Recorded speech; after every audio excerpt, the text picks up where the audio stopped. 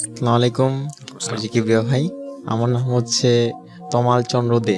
তমাল চন্দ্র দে। জি, আপনার বর্তমান আপনি কোথায় থাকছেন? আমি এখন চিরঙে আছি, সিএফএল আনোয়ারাতে। তমাল, আপনাকে ইউটিউবে ইতোমধ্যে যারা দেখেছে তারা আটকে ওঠার মতো একটা ব্যাপার আপনার চেহারায় আছে।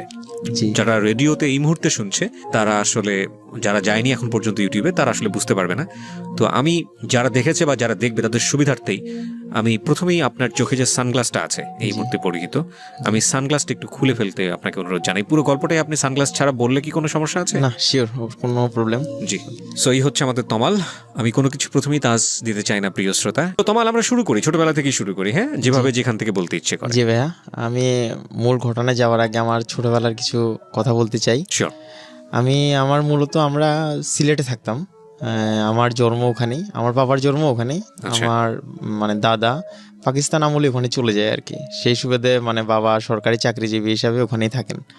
আচ্ছা। তো ওখানেই আমার পড়ালেখা, ওখানেই আমার জন্ম, ওখানেই বড় হওয়া। তো মাঝখানে একটা কারণে আমরা চিরং চলে আসি 2013 সালে। আচ্ছা। আমরা চিটং ইউরিয়া ফার্টিলাইজার ফ্যাক্টরিতে আমার বাবা জয়েনিং দেয়। তো ওখানেই আমরা বাসা টাসা নিয়ে ওখানেই থাকা শুরু করি। তো আমার আবার পড়ালেখা কিন্তু আমি সিলেটেই করতেছি, তখন আমার গ্রাজুয়েশন কমপ্লিট হয় নাই। আচ্ছা। তো গ্রাজুয়েশন কমপ্লিট হয় নাই, তো আমি চিটং থেকে সিলেট গিয়ে গিয়ে পড়ালেখা করতাম। আমার বাবারা হচ্ছে 4 ভাই, 3 ভাই ওখানেই থাকে, সিলেটই থাকে, একই কোম্পানিতে চাকরি করে, আর 1 ভাই থাকে বিদেশ। আচ্ছা, আমরা 1 ভাই 1 বোন। আমার মা আছে, আমার মা হাউস ওয়াইফ। ঘটনাটা শুরু হচ্ছে আমরা যখন চিটং চলে আসি তখন থেকেই। জি। তো আপনার বয়স কত যখন আপনি চিটাগাংয়ে আসলেন? আমার তখন 25। না, কিন্তু আমি 25 বছরের গল্পটা একটু আনতে চাই।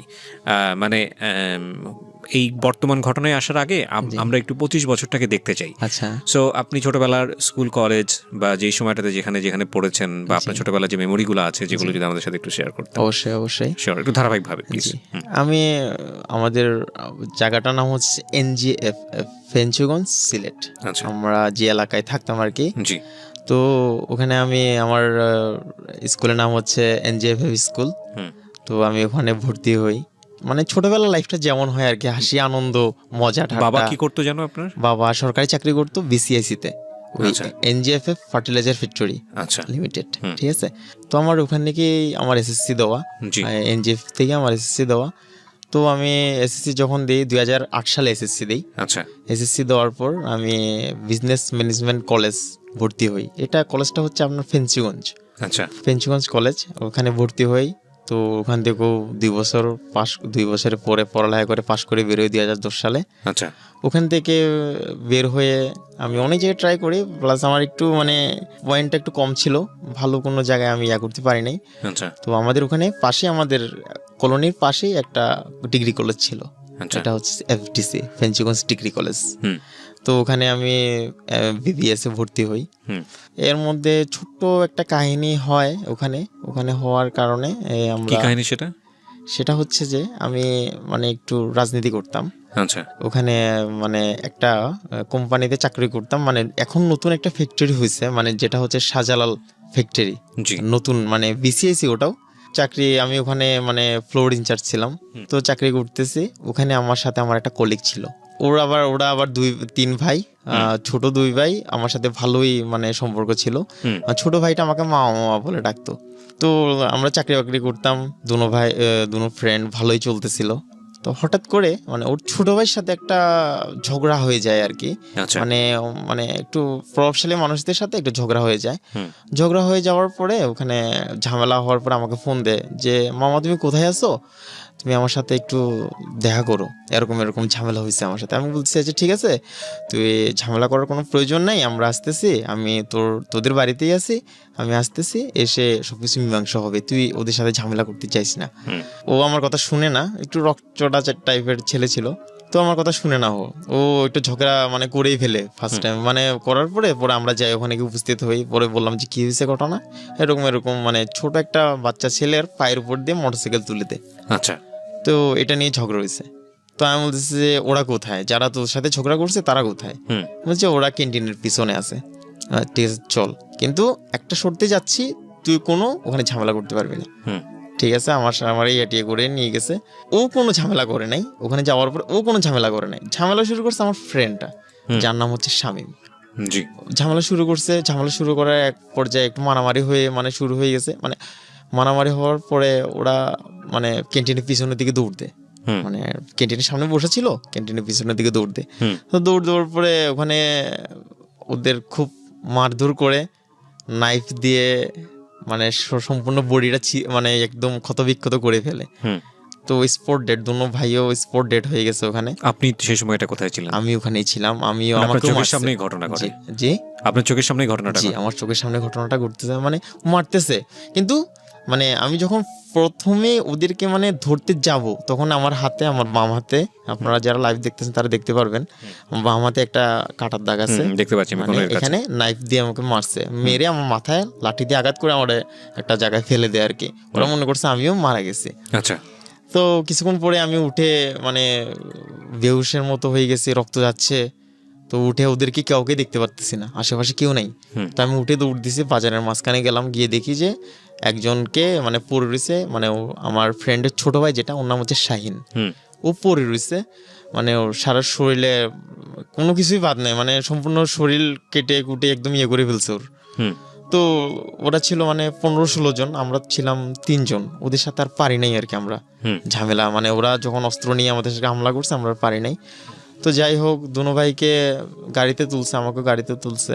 তোলার পরে চিটাং ওসমানী মেডিকেলে নিয়ে গেছে, সরকারি মেডিকেল। নিয়ে যাওয়ার পরে ওখানে আমার ট্রিটমেন্ট হয়েছে। আমি আর কোনো কিছু বলতে পারি না। 2 দিন পর আমার হুঁশ আছে। তখন আপনি ডিগ্রিতে পড়েন? জি। তো বাবা এইসব পছন্দ করতো? বাবা এইসব পছন্দ করতো না। বাবা কি চাইতো? ছেলে বড় হয়ে কি হবে, কিরকম পরিকল্পনা ছিল? বাবা বড় হবে, ছেলে চাইতো যে ব্যাংকার হবে। আমারও এমএল লাইফ ছিল ব্যাংকার হওয়ার। আচ্ছা, তো এরপরে কি হলো? আপনি জ্ঞান ফেরার পরে? আচ্ছা, জ্ঞান ফেরার পরে তো এর আগে কি বাবা জানতো যে আপনি ধরনের রাজনীতির সঙ্গে যুক্ত আছেন? জি, জানতো। আমার এলাকার সবাই জানতো, আমার এক নামে চিনতো। আচ্ছা, আপনাকে সবাই এক নামে চিনতো? এক নামে চিনতো। সিলেটে? জি, তমাল বললেই চিনবে সবাই। আচ্ছা, তারপর ওরা আমি আর জানি না যে ওরা মারা গেছে। তো আমার অবস্থা খুবই খারাপ ছিল। তো আমার মা আমাকে বলতেছে না যে শামীম শাহিন মারা গেছে। তো আমাকে যেতেও দিতেছে না ওদের কাছে, ওরা তখন মর্গে ছিল আর কি। তো যেতেও দিতেছে। এরা সবাই আপনার বন্ধু? বন্ধু ও ওর বড় ভাইটা আমার বন্ধু ছিল আর কি। ওর ছোট ভাই তো আমাকে মামা বলেই ডাকতো। ওকে। আচ্ছা, তো আমি পরে আমাকে আম্মা আস্তে আস্তে সবকিছু বলে, এই ঘটনায় এরকম হয়েছে, ওরা তো স্পট ডেড, ওরা মেডিকেল নেওয়ার আগে মারা গেছে। তো আমি তো খুব ইয়ে হয়ে যাই, আমার খুব খারাপ অবস্থা হয়ে যায় তখন। তো ওখানকার এমপি যিনি, উনি আমাকে আবার খুব আদর করতেন। তো উনি সাথে সাথে বলছে যে আচ্ছা ঠিক আছে তমাল, তুমি চলে যাও এখান থেকে। উনি একজনের মাধ্যমে বলাইছে আর কি, যে তোমরা এখান থেকে চলে যাও, তুমি কিছুদিন দূরে থাকো গিয়ে। তো আমার ট্রিটমেন্ট হওয়ার পরে আমি আস্তে করে চিরং চলে আসি। আমার বাবার ট্রান্সফার হওয়ার আগেই কিন্তু আমি চিরং চলে আসি আমার ছোট খালার বাড়িতে।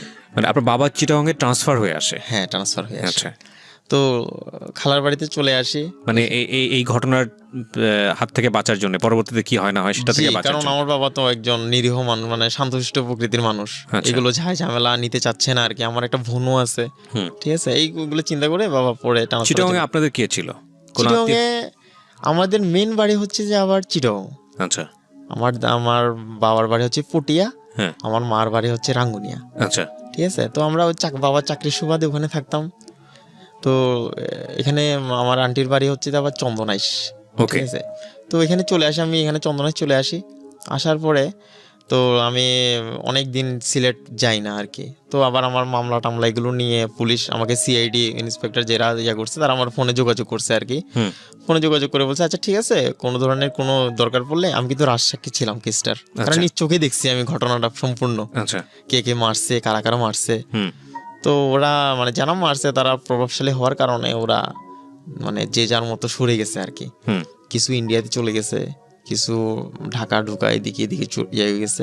এখন আর কোনো খবরই নেই ওদের। যাই হোক, এই ঘটনা যখন খুব জানাজানি হয়ে গেল, বা সবাই বলতেছে যে আপনারা চলে যান এখান থেকে, বা আপনার চাকরির যেহেতু ট্রান্সফারের ব্যবস্থাটা আছে, তা আপনি সেই সুযোগটা নেন, আপনি চলে যান এখান থেকে আপনার ফ্যামিলিকে নিয়ে। আচ্ছা। তো আমাদের আবার সিলেটে জায়গা টাকাও ছিল, আমরা ওখানে সেটেল হওয়ার চিন্তা ভাবনা ছিল আর কি সিলেট। তো বাবা এগুলো সব কিছু ফেলে টেলে এখানে চলে আসে, চিরং চলে আসে। চিরং চলে আসে 2013 সালে। আচ্ছা, ঠিক আছে, তো চলে আসে। তো এভাবে চলতেছিল, ভালোই দিন যাচ্ছিল, সময় যাচ্ছিল। চিরংয়ে যখন চলে আসি মানে তখন আমার একটা রিলেশন ছিল, মানে মেয়েটা ছিল এটা কি ঢাকা- সিলেটে থাকা অবস্থাতেই জি, রিলেশন জি, ছিল? জি। আচ্ছা, প্রায় কত বছরের 3.5 বছরের রিলেশনশিপ? এটা কি বোথ সাইড থেকে ছিল নাকি শুধু আপনার জায়গাটা না, থেকে দুনো সাইড থেকে ছিল। ছিল? ওকে। মানে সত্যিকারের ভালোবাসা যাকে বলে, মানে আমি ওকে আসলেই অনেক ভালোবাসতাম, হুম মানে একদম ওরে আমি জীবনে চাইতাম, আমি আমার সারা জীবনের সঙ্গী হিসেবে। হুম যাই হোক, তো রিলেশন ছিল। তো আমরা যেহেতু আমাদের ধর্ম হচ্ছে হিন্দু, হুম তো আমাদের হিন্দু ধর্মে অনেক বাধ্যবাধকতা আছে, অনেক নিয়ম আছে। ওর ফ্যামিলি জানতো আমার আর ওর রিলেশন। মেয়েটা ছিল ঢাকার, নাম ছিল মনীষা। আপনারই ধর্মের? জি, আমারই ধর্মের, ওকে। আমাদের ধর্মের। তো যখন বিয়ে শাদির কথা বলতে চাচ্ছিলাম, মানে যখন আগাইতেছে এই ব্যাপারটা নিয়ে, তখন আমার মা বলতেছে যে মেয়েটার কুষ্টিপত্র, আমাদের এইটা ধর্মে একটা ইয়ে আছে, মানে কুষ্টিপত্র একটা, মানে যাচাই বাছাই করে আর কি, নাম গোত্র প্লাস আরও অনেক কিছুই আছে, আমার সঠিক সব কিছু জানা নাই। যখন ওর কুষ্টিপত্র মানে ওর নামটা টাইটেলটা শুনলো মনীষা ভাওয়াল, তখন আমার মা বলতেছে যে এই টাইটেলের মেয়ের সাথে তো কোনোভাবে পসিবল না, তোর বাবা তো কখনো রাজি হবে না। তো এই কথা শুনে আমার মাথায় আকাশ ভেঙে পড়ে ভাইয়া। ফার্স্ট ওকে বলছি যে দেখো মনীষা, তোমার সাথে রিলেশন রাখা তো পসিবল হচ্ছে না। কেন? এখন আর আমি বলতে পারি না ভাইয়া যে ওর মানে এই টাইটেল বা এই জাতের কারণে আমি ওরে মানে ছেড়ে এটা তো ওরও জানার কথা, যদিও বিষয়টা ধর্মীয় হয়ে থাকে, তাহলে তো ওরও জানার কথা। হ্যাঁ, জানার কথা, কিন্তু আমি বলতে পারতেছি না ভাইয়া আচ্ছা। ওরে, মানে আমার মুখ দিয়ে বেরোচ্ছে না, আমি কিভাবে বলবো ওকে, যারে এতদিন ভালোবাসলাম, ওকে কিভাবে আমি এই কথা বলবো? তো আস্তে আস্তে দেখতেছি যে ও মানে আমার ফ্যামিলির তো বাইরে আমি বিরুদ্ধে যেতে পারতেছি না কোনোভাবেই। তো ওকে বকাঝকা করতাম, ওকে বকাঝকা করে আমি নিজে কান্না করতাম, অনেক কাঁদছি ভাই। মানে আপনি চাইতেন যে আপনার কাছ থেকে আপনার আচরণের কারণে ও সরে যাক? জি, মানে আমাকে খারাপ জানুক, বাজে ছেলে জানুক, ও যাতে অন্যভাবে সরে গিয়ে ও যাতে ওর জীবনটা ভালোভাবে কাটাক, আচ্ছা। আমি এটা চাইতাম। ওর আর আমার রিলেশন ব্রেকআপ হয়ে যায় 2014-তে, মানে 13-র মাঝামাঝিতে, 2014-র আগে করে। এইরকম অন অ্যান্ড অফ এসব কাজ করতে করতে ব্রেকআপ হয়ে গেল নাকি অন্য কোনো কারণ ছিল? না, এই কারণে, এই একটা রিজনেই আপনি ব্রেকআপ করলেন? জি, ব্রেকআপ করে দিয়েছি, কারণ আমার ফ্যামিলিতে মানবে না, আমি আমার ফ্যামিলিকে ছেড়ে কোথাও যেতে পারবো না। পরে আচ্ছা যাই হোক, এভাবে চলতে থাকে। 2015 সালে আমার বড় চাচা, মানে আমার বাবার বড় ভাই আর কি, জি, ওনার, তখন আপনি কোথায়, মানে চিটাগংয়ে নাকি? জি, আমরা তখন আপনি চিটাগংয়ে? জি, ওই শামীম শাহিনের ঘটনা হওয়ার পরে কিন্তু আমরা চিটাগং শিফট হয়ে যাই, বেশি দেরি করি না কিন্তু। 2015 সালে তখন আমি ডিগ্রি ফাইনাল ইয়ারের ছাত্র, চিটাগং যখন চলে আসি তখন আমার মানে আমার চাচারা, মানে আমার চাচা তো বোন, মানে ও একটাই মেয়ে, 2 ছেলে 1 মেয়ে ওনার, চাচা তো বোন, ওর নাম হচ্ছে মনি, ভালো নাম হচ্ছে সোমা। যাই হোক, ওর বিয়ের কথা হচ্ছে আর কি, মানে ছেলের দেখা হচ্ছে, ছেলে মেয়ে দুজন, মানে বিয়ের সম্বন্ধ হচ্ছে। আচ্ছা, দেখতে গেলাম, তো ওই ছেলের সাথে মানে সম্বন্ধটা হয় নাই ওদের, তো ওরা চলে যায়, সিলেট চলে যায়, আমরা আবার আমাদের সিভিলি চলে আসি, আনোয়ারাতে চলে আসি। তো কিছুদিন পরে শুনলাম যে এরকম মহেশখালীর একটা ছেলের সাথে মানে সম্বন্ধ ঠিক হয়েছে। যাই হোক, ভালো কথা, সুখবর এটা। তো আমাদেরকে বলছে, মানে আপনাদের যেটা বলে মানে এঙ্গেজমেন্ট, আমাদের বলে আশীর্বাদ। ওকে। তো আশীর্বাদে আমাদেরকে ইনভাইট করছে, তো আমরা গেছি। বিয়ের কিন্তু সম্পূর্ণ দায়িত্বতেই আমি ছিলাম, তো আশীর্বাদে গেছি আমি। যাওয়ার পর আমাকে যে নিয়ে আসছে, মানে আপনাদের এই স্টুডিওতে যে নিয়ে আসছে, আমার ভাই সৌরভ, ও ছিল আমার সাথে আশীর্বাদে। ওকে। মনীষা চলে যায়, এরপর তো আমার মনের ভিতরে একটা দাগা ছিল, এই কষ্টটা বয়ে বেড়াচ্ছিলাম আমি। জি, একটা মানুষ শূন্যতা ছিল। হ্যাঁ, একটা মানুষ খুঁজতেছিলাম যার সাথে আমি ফ্রেন্ডলি সবকিছু শেয়ার করতে পারবো, মানে সামহাও আপনি এমন কাউকে খুঁজছিলেন যাতে করে আপনি মনীষাকে আর মিস না করি।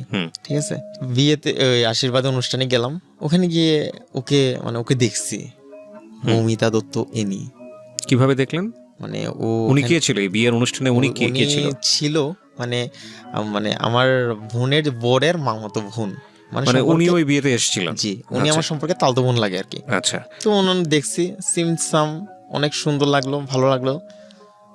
তো আমার দেখে ভাই আপনার মেয়েটাকে ভালো লেগেছে। ভালো লেগেছে। মৌমিতা দত্ত অ্যানি। অ্যানি। ওকে, এই গল্পের অনেক বড় একটা পার্ট, প্রিয় শ্রোতা, আপনারা একটু খেয়াল রাখবেন এবং দর্শক যারা আছেন ইউটিউবে যারা দেখছেন তারাও একটু খেয়াল রাখবেন। ওকে, হ্যাঁ, কত সালের ঘটনা এটা? এটা 2015-এর 2015 ফার্স্টের দিকে। ওকে, হুম, দেখে ভালো লাগলো। তো আমি দেখতেছি, ও আমার দিকে দেখতেছে, আমি ওর দিকে দেখতেছি, মানে কথা বলতে চাচ্ছি কিন্তু সাহসে দিচ্ছে না, মানে চোখাচোখি হচ্ছে জি, দুজনে। চোখাচোখি হচ্ছে কিন্তু সাহসই দিচ্ছে না, কি কি দিয়ে শুরু করব কথা বলা। আচ্ছা যাই হোক, সারা অনুষ্ঠান কোনো কথাবার্তা বলি নাই, জাস্ট একজন আরেকজনের দিকে তাকাইছি। অনুষ্ঠান শেষ হওয়ার পর্যায়ে মানে কিছুক্ষণ আগে পানির বোতল শেষ হয়ে গেছে। তো পানির বোতল শেষ হয়ে গেছে মানে ও পানি খেতে যাচ্ছে, কে মানে মৌমিতা, আচ্ছা, যার নাম হচ্ছে এনি, আমি এনি নামেই রাখতাম, আমি এনি নামটা অ্যানির ইউজ নামটাই করব। বলেন, হ্যাঁ, সমস্যা নেই। হ্যাঁ, তো এনির মানে পানি পিপাসা ধরছে, তো জি। পানির বোতল নেই, হুম, আর যে পানি আছে সেই পানি খাওয়ার মতো ছিল না। হুম, তো আমি জিনিসটা নোটিস করছি, নোটিস করার সাথে সাথে আমি নিচে গেছি, তাড়াতাড়ি দৌড়াই গেছি, হুম, গিয়ে একটা পানির বোতল নিয়ে আসছে, 2 লিটারের পানির বোতল হুম, নিয়ে এসে বলতেছে, আপনার তো অনেক পিপাসা লাগছে না? হুম, যে হ্যাঁ, আপনি কেমনে বুঝলেন? না, আমার মনে হলো আর কি আপনার পিপাসা লাগছে, আমি কথাগুলো এইভাবে শুরু করলাম আর কি। হুম, আর হচ্ছে, ও আচ্ছা, আপনার জন্য আমি পানি নিয়ে আসছি, আমার জন্য পানি নিয়ে আসছেন? আমি বলি, জি, আপনার জন্য পানি নিয়ে আসছে, আপনি পানি খান। হুম, তো পানি খেলো, পানি খেয়ে বললো থ্যাংক ইউ, আমি বলছি ওয়েলকাম। এতটুকুই শেষ কথা। আচ্ছা, অনুষ্ঠান শেষ হয়ে গেছে, টুকটাক ছবি তোলা হয়েছে, এরপর অনুষ্ঠান শেষ হয়ে গেছে, ওরাও চলে গেছে, আমরাও চলে আসছি। এর মধ্যে কিন্তু আর কোনো যোগাযোগ হয় নাই, বা যোগাযোগ করতেও পারি নাই আমি আর কি। নাম্বারটা কিন্তু আমার মেয়েটাকে আপনার সামহাও মনে ধরেছে। হ্যাঁ, জি, ওকে, ভালো লেগেছে আর কি। ওকে, এর মধ্যে আমার পরীক্ষা চলে আসে, ডিগ্রি ফাইনাল ইয়ার পরীক্ষা। আমি তখন সিলেট যাই 1 মাসের জন্য। তো গিয়ে মানে আমার মেজো চাচার বাসায় উঠি। তো ওখানে ঘুরতেছি, তো আমার বড় চাচা বলে যে, তমাল, তোর বোনের সম্পূর্ণ বিয়ে দেওয়ার তো তোর, তুই সম্পূর্ণ বিয়ের সবকিছু করবি। তো আমি বলছি আচ্ছা ঠিক আছে, আচ্ছা কোনো সমস্যা নাই, আমি এটা হ্যান্ডেল করব আমার সাধ্য মতো। আচ্ছা যাই হোক, তো আমি পরীক্ষা দিয়েছি, পরীক্ষার মাঝখানেই কিন্তু বিয়ের অনুষ্ঠানটা হয়েছে।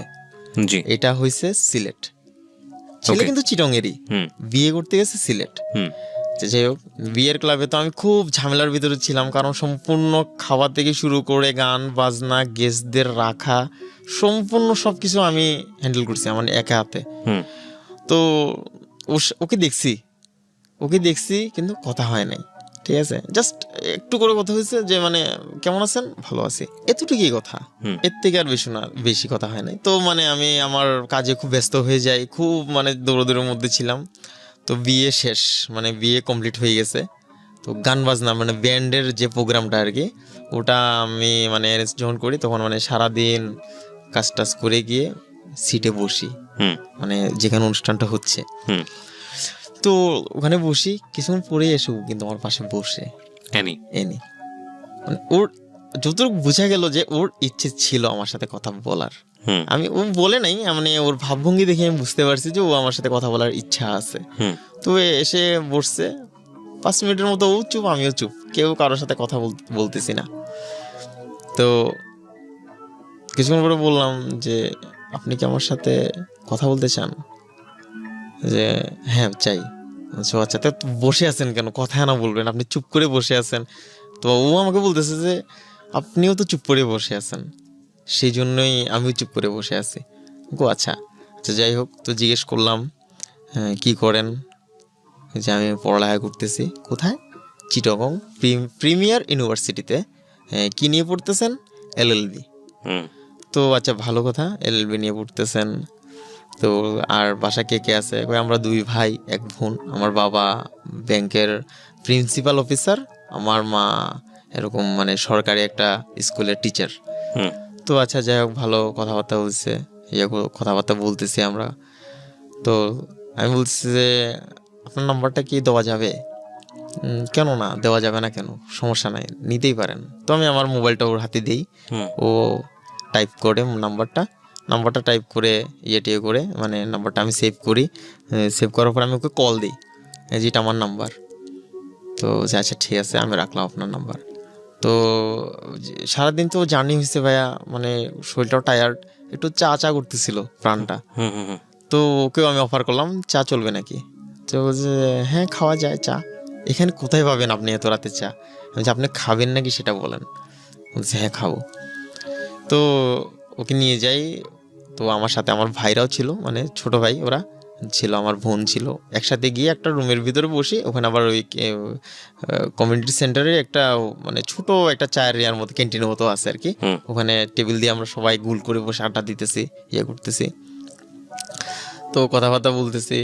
তো আমি বললাম যে আচ্ছা আমি যে আপনাকে আপনি করে বলতেছি, আমি কি সঠিক বলতেছি? মানে আপনি কি আমার বড় হবেন না ছোট হবেন? যে একই সাথের হবো। যে আচ্ছা আপনার জন্ম কততে? 1991। আমি বাও, তাহলে তো আমার জন্ম 1991-তে। যাক, তাহলে তো আমরা ফ্রেন্ডই। যে এত তাড়াতাড়ি ফ্রেন্ড করে ফেললেন আমাকে বলতেছো। যে আশ্চর্য, আপনি আমার তো ফ্রেন্ড না হলে এমনি আমার আত্মীয়, সম্পর্কে তালতো বোন লাগেন, ফ্রেন্ড না হলে নাই, তালতো বোন তো অবশ্যই। আচ্ছা যাই হোক, তো হাসি মজা ঠাট্টা চলতেছে, কথা হচ্ছে। তো বিয়ে টিয়ে শেষ। তো কনে যাত্রা মানে যখন বিদায় দিবে তখন মানে গাড়িতে উঠছে। গাড়িতে উঠে বলতেছে চিটং আসলে যোগাযোগ করবেন। তো আমি বলছি আচ্ছা ঠিক আছে, চিটং গেলে যোগাযোগ করবো। এর মধ্যে ভাইয়া মানে আমার তো পরীক্ষা চলতেছে, আমি চলে আসি, বাসায় চলে আসি। বাসায় ফ্রেশ ট্রেশ হয়ে SMS করে আপনারা কোথায় গেছেন। তো আমাকে রিপ্লাই একটা SMS দিছে, যা এত টেক কেয়ার করতেছেন কেন?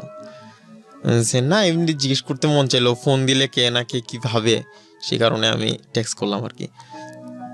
ও আচ্ছা, আমরা তো এরকম অমুক কুমিল্লা এই জায়গায় আছি।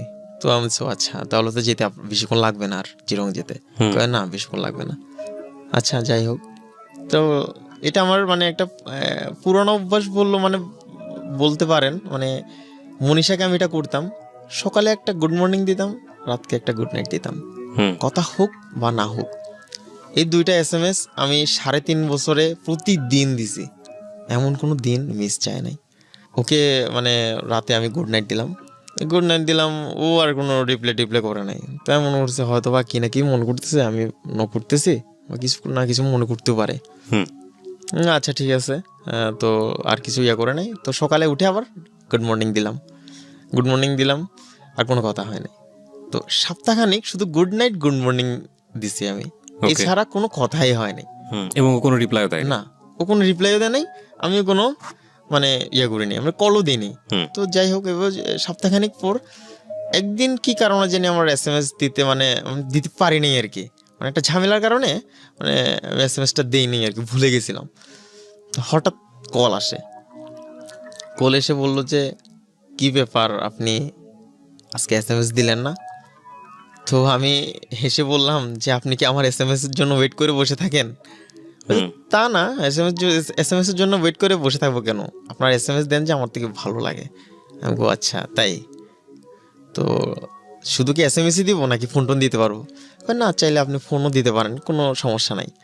তো আমি টানা 1 মাস ওখানে থাকি। তো আমাকে পরীক্ষার সুবাদে আমার কারণে আমি ওখানে থাকি আর কি, সিলেট। তো প্রতিদিনই কথা হইতো। তো আমি সকালবেলা ঘুম থেকে উঠতে পারতাম না, তো আমি বলতাম যে আমাকে একটু 5টার সময় ডেকে দিও, 6টার সময় ডেকে দিও, 5:30টার সময় ডেকে দিও। তুমিতে চলে গেলেন তখন? জি, তখন কি তুমিতে চলে গেলেন? না, তখন কি তুমি করে বলতেন? না না, আচ্ছা, আপনি করে বলতেন। সেজন্যই বলছেন আর কি, মানে যে সকালবেলা ডেকে দিয়েন। হ্যাঁ ডেকে দিয়েন, আপনি একটু আমাকে সকালবেলা ডেকে দিন। তো আচ্ছা ঠিক আছে, আমি ডেকে দিব। চলে এভাবে ও আমাকে প্রতিদিন সকালে ডেকে দেয় করে। তো একটা অভ্যাস হয়ে যায়, ও আমার একটা অভ্যাসে দাঁড়ায় যায়। মানে ও আমাকে সকালবেলা ফোন না দিলে আমার যেন কেমন লাগতো, মানে ফোন দিচ্ছে না কেন। তো ঠিক আছে, ইন দ্য মিন টাইম ওর সম্পর্কে কি আর কিছু জানতে পেরেছেন? না, কোথায় থাকে, কি করে, ওর ফ্যামিলিতে কে কে আছে? এগুলো তো আগে জিজ্ঞেস করছি। আচ্ছা, পড়ালেখা করতেছে, LLB পড়তেছে, প্রিমিয়ার মানে ইউনিভার্সিটি। খুব বেশি ব্যক্তিগত জায়গাতে যাওয়ার সুযোগ হয়নি তখন পর্যন্ত? মানে প্রথম তো মানে জাস্ট কয়েকদিন হয়েছে। আচ্ছা, এত কিছু আমিও মানে আমার এত ইন্টারেস্ট ছিল না ভাইয়া, সত্যি কথা। জাস্ট একটু ভালো লাগা আর কি, এক নজরে যেটা ভালো লাগা বলে ওইটাই লাগছিল আর কি ওকে দেখে। এতটা যে আপনি বলতে মানে পারেন যে ভালোবাসা, ওইরকম কোনো কিছুই না, জাস্ট ভালো লাগা। ওকে। তো আমি পরীক্ষা দিয়ে চলে আসি কোথায়, চিটং চলে আসার পরে তো আমার বোন যেটা সোমা, যার বিয়ে হয়েছে, জি, তো আমার বোনকে আমি ফোন দিই যে দিদি কোথায়, যে আমরা তো এরকম আছি, চিরং আছে এরকম এই জায়গায়। তো আমি বলছি কোথায় আছো? কাপ্তাই রাস্তার মাথা, কোয়াইশ রাস্তার মাথা বললে তুই এখানে আসলে আমি তোকে এখান থেকে রিসিভ করবো। এই বোনটাকে যার বিয়ে হলো? জি, যার বিয়ে হয়েছে আমার চাচাতো বোন। চাচাতো বোন, কি নাম ছিল ওনার? সোমা। সোমা। সোমা দে। তো ভালো কথা। তো আমি এর আগে মানে এনির সাথে কন্ট্যাক্ট করি যে আমি আপনার সাথে দেখা করতে চাই। আমার মানে বোনের বাড়িতে যখন মানে যাওয়ার কথা হচ্ছিল আমার বোনের সাথে, এর আগে কিন্তু আমি এনির সাথে যোগাযোগ করি যে আমি আপনার সাথে দেখা করতে চাই, আপনি কি সময় দিতে পারবেন কিনা। যে কোথায় দেখা করবেন, যে আমি তো আমার বোনের বাসায় আসতেছি, আপনি চাইলে ওখানে আসতে পারেন যদি চান, আর না চাইলে অন্য জায়গায়, বললো অন্য জায়গায়। আচ্ছা যাই হোক, তো আমি গেলাম আমার বোনের বাসায় গেলাম, আমার বোন আমার ওখান থেকে রিসিভ করছে। তো ওখানে যে গিয়ে দেখি ওরা আগে থেকে ওখানে বসা। আচ্ছা। এনি আর এনির ছোট ভাই, ওর ছোট ভাইয়ের ভালো নাম হচ্ছে তন্ময় দত্ত, মেবি তন্ময় দত্ত, হ্যাঁ হ্যাঁ, এমনি ডাকনাম হচ্ছে অনিক। অনিক, ওকে। জি। তো ওখানে গিয়ে বসা, দেখলাম, কথাবার্তা বললাম, তো খাওয়া দাওয়া করলাম। তো বিকালে ছাদে গেলাম, ছাদে গিয়ে কথাবার্তা বলতেছি, পাশে এসে দাঁড়াইছে, কথাবার্তা বলতেছি, ইয়ে করতেছি। তো কথাবার্তা বলতে বলতে আমার এখনো স্পষ্ট মনে আছে, আমাকে বলতেছে তুমি এত লেট করলা কেন। ফার্স্ট টাইম ও আমাকে তুমি বলছে, সরি। তো ও বলছে আচ্ছা সরি, আমি তোমাকে তুমি করে বলে ফেলছি, আপনাকে তুমি করে বলে ফেলছি। সমস্যা নাই, আমরা তো সেম এজের, নো প্রবলেম, তুমি করে তো বলাই যেতে পারে, কোনো সমস্যা না। আচ্ছা যাই হোক, তো আমিও কথা বলতেছি, মানে আপনি তুমি প্রথম অবস্থায় যা হয় আর কি।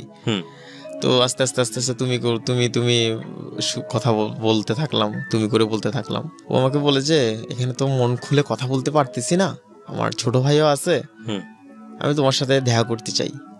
আমাকে কোথায়, এরকম বদ্দারের একটা জায়গা আছে জিয়া পার্ক। আচ্ছা। তো ওখানে দেখা করতে চাই। তো আমি বলতেছি আচ্ছা ঠিক আছে, দেখা করবা, কোন দিন দেখা করবা। যে আজকে তো কি তুমি এখানে থাকবা?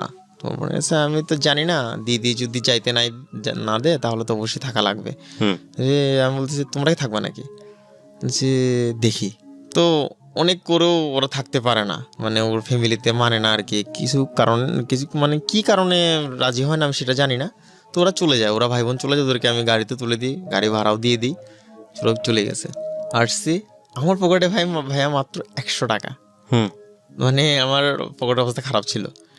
তো পার্কের সামনে এসে দাঁড়িয়েছে, কাউন্টারে ঢুকলাম, ও তখনও আসে নাই, মানে টিকিট নেওয়ার জন্য আমি ঢুকলাম। ঢুকে শুনেছি একজন 100 টাকা করে। এখন পড়ছে আমার মাথায় বাজ। এখন একটা মেয়েকে আমি ডাকলাম, ওকে এখন খাওয়াতে তো পারবো না, টিকিটটা কাটার পর্যন্ত টাকা নেই, আর টিকিট যদিও কাটি আমি বাসায় যাবো কিভাবে? আমার বাসা ওখান থেকে আরো না হলে 20 কিলোমিটার দূর। জি। তো আমি বলতেছে, ওকে ফোন দিলাম, কোথায় তুমি? যে আমি চলে আসতেছি। যে আচ্ছা ঠিক আছে আসো, আসলেই বলবো। তো আমি একটা গাছের নিচে বসে আছি আর কি। যে এইভাবে বসে আছো কেন? যে আমার ভিখারির হাল। কেন, কি হচ্ছে? যে টিকিট কাউন্টারে গেলাম, গিয়ে দেখলাম টিকিট একজন 100 টাকা, এখন তো আমরা দুইজন, সেই জন্য তুমি মাথায় হাত দিয়ে বসে রয়েছো, চলো।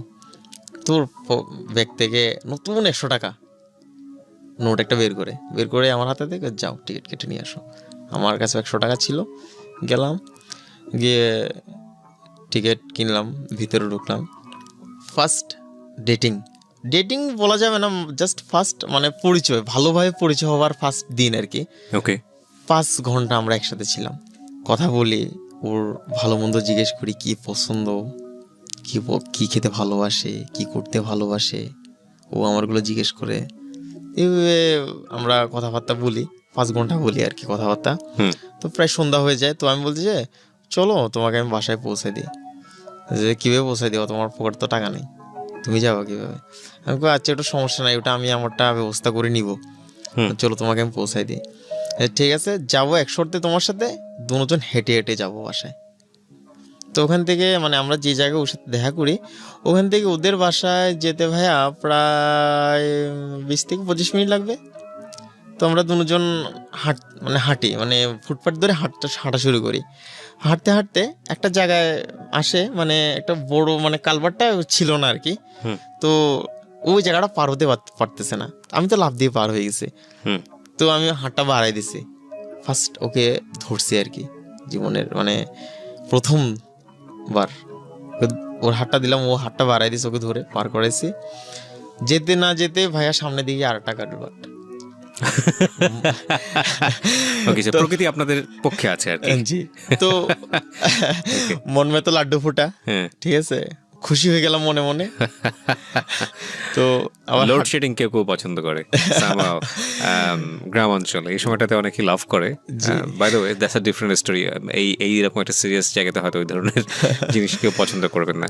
জি বলুন তারপর। তো আমি ওর হাতটা ধরে ওকে পার করি, যাচ্ছি যাচ্ছি যাচ্ছি যাচ্ছি যাচ্ছি, কিছুক্ষণ পরে দেখি আরেকটা জায়গায় বড় একটা ড্রেন, ওটা পার হওয়া কোনোভাবেই সম্ভব না। কিভাবে পার হবে ও, মানে ওকে আমি হাত ধরেও যদি আনি তারপরেও পড়ে যাবে, ঠিক আছে। তো ওকে আমাকে বলেছে আমাকে আপনি ধরতে পারেন, শক্ত করে ধরতে পারেন, মানে ওই সাইড দিয়ে গেলে অনেকটু ঘুরে যাওয়া লাগবে। আচ্ছা, যে আমি আপনাকে কিভাবে ধরবো এখন, আমি তো নার্ভাস হয়ে গেছি, আমি আপনাকে কিভাবে ধরবো, হাত ধরে টান দিলে তো আপনি পড়ে যাবেন এখানে। যে তো আমি কি করি, ড্রেনের এই সাইডে পা দিই, এই সাইডে পা দিই ওকে ধরি ভাবে, দুই হাত দিয়ে ধরে কালভারটা পার করি, পাজাকোলা করে যেটাকে বলে, যাকে বলে। জি, পার করে ওকে পার করাই, পার করে আমিও 2-3 মিনিট কথা বলি না, ও আমার সাথে কথা বলে না, মানে হাঁটতেছি ঠিকই কিন্তু কথা বলতেছি না। আচ্ছা যাই হোক, হাঁটতে হাঁটতে তখন কি মনে মনে চাচ্ছিলাম যে এরপরে যে একটা নদী পাই।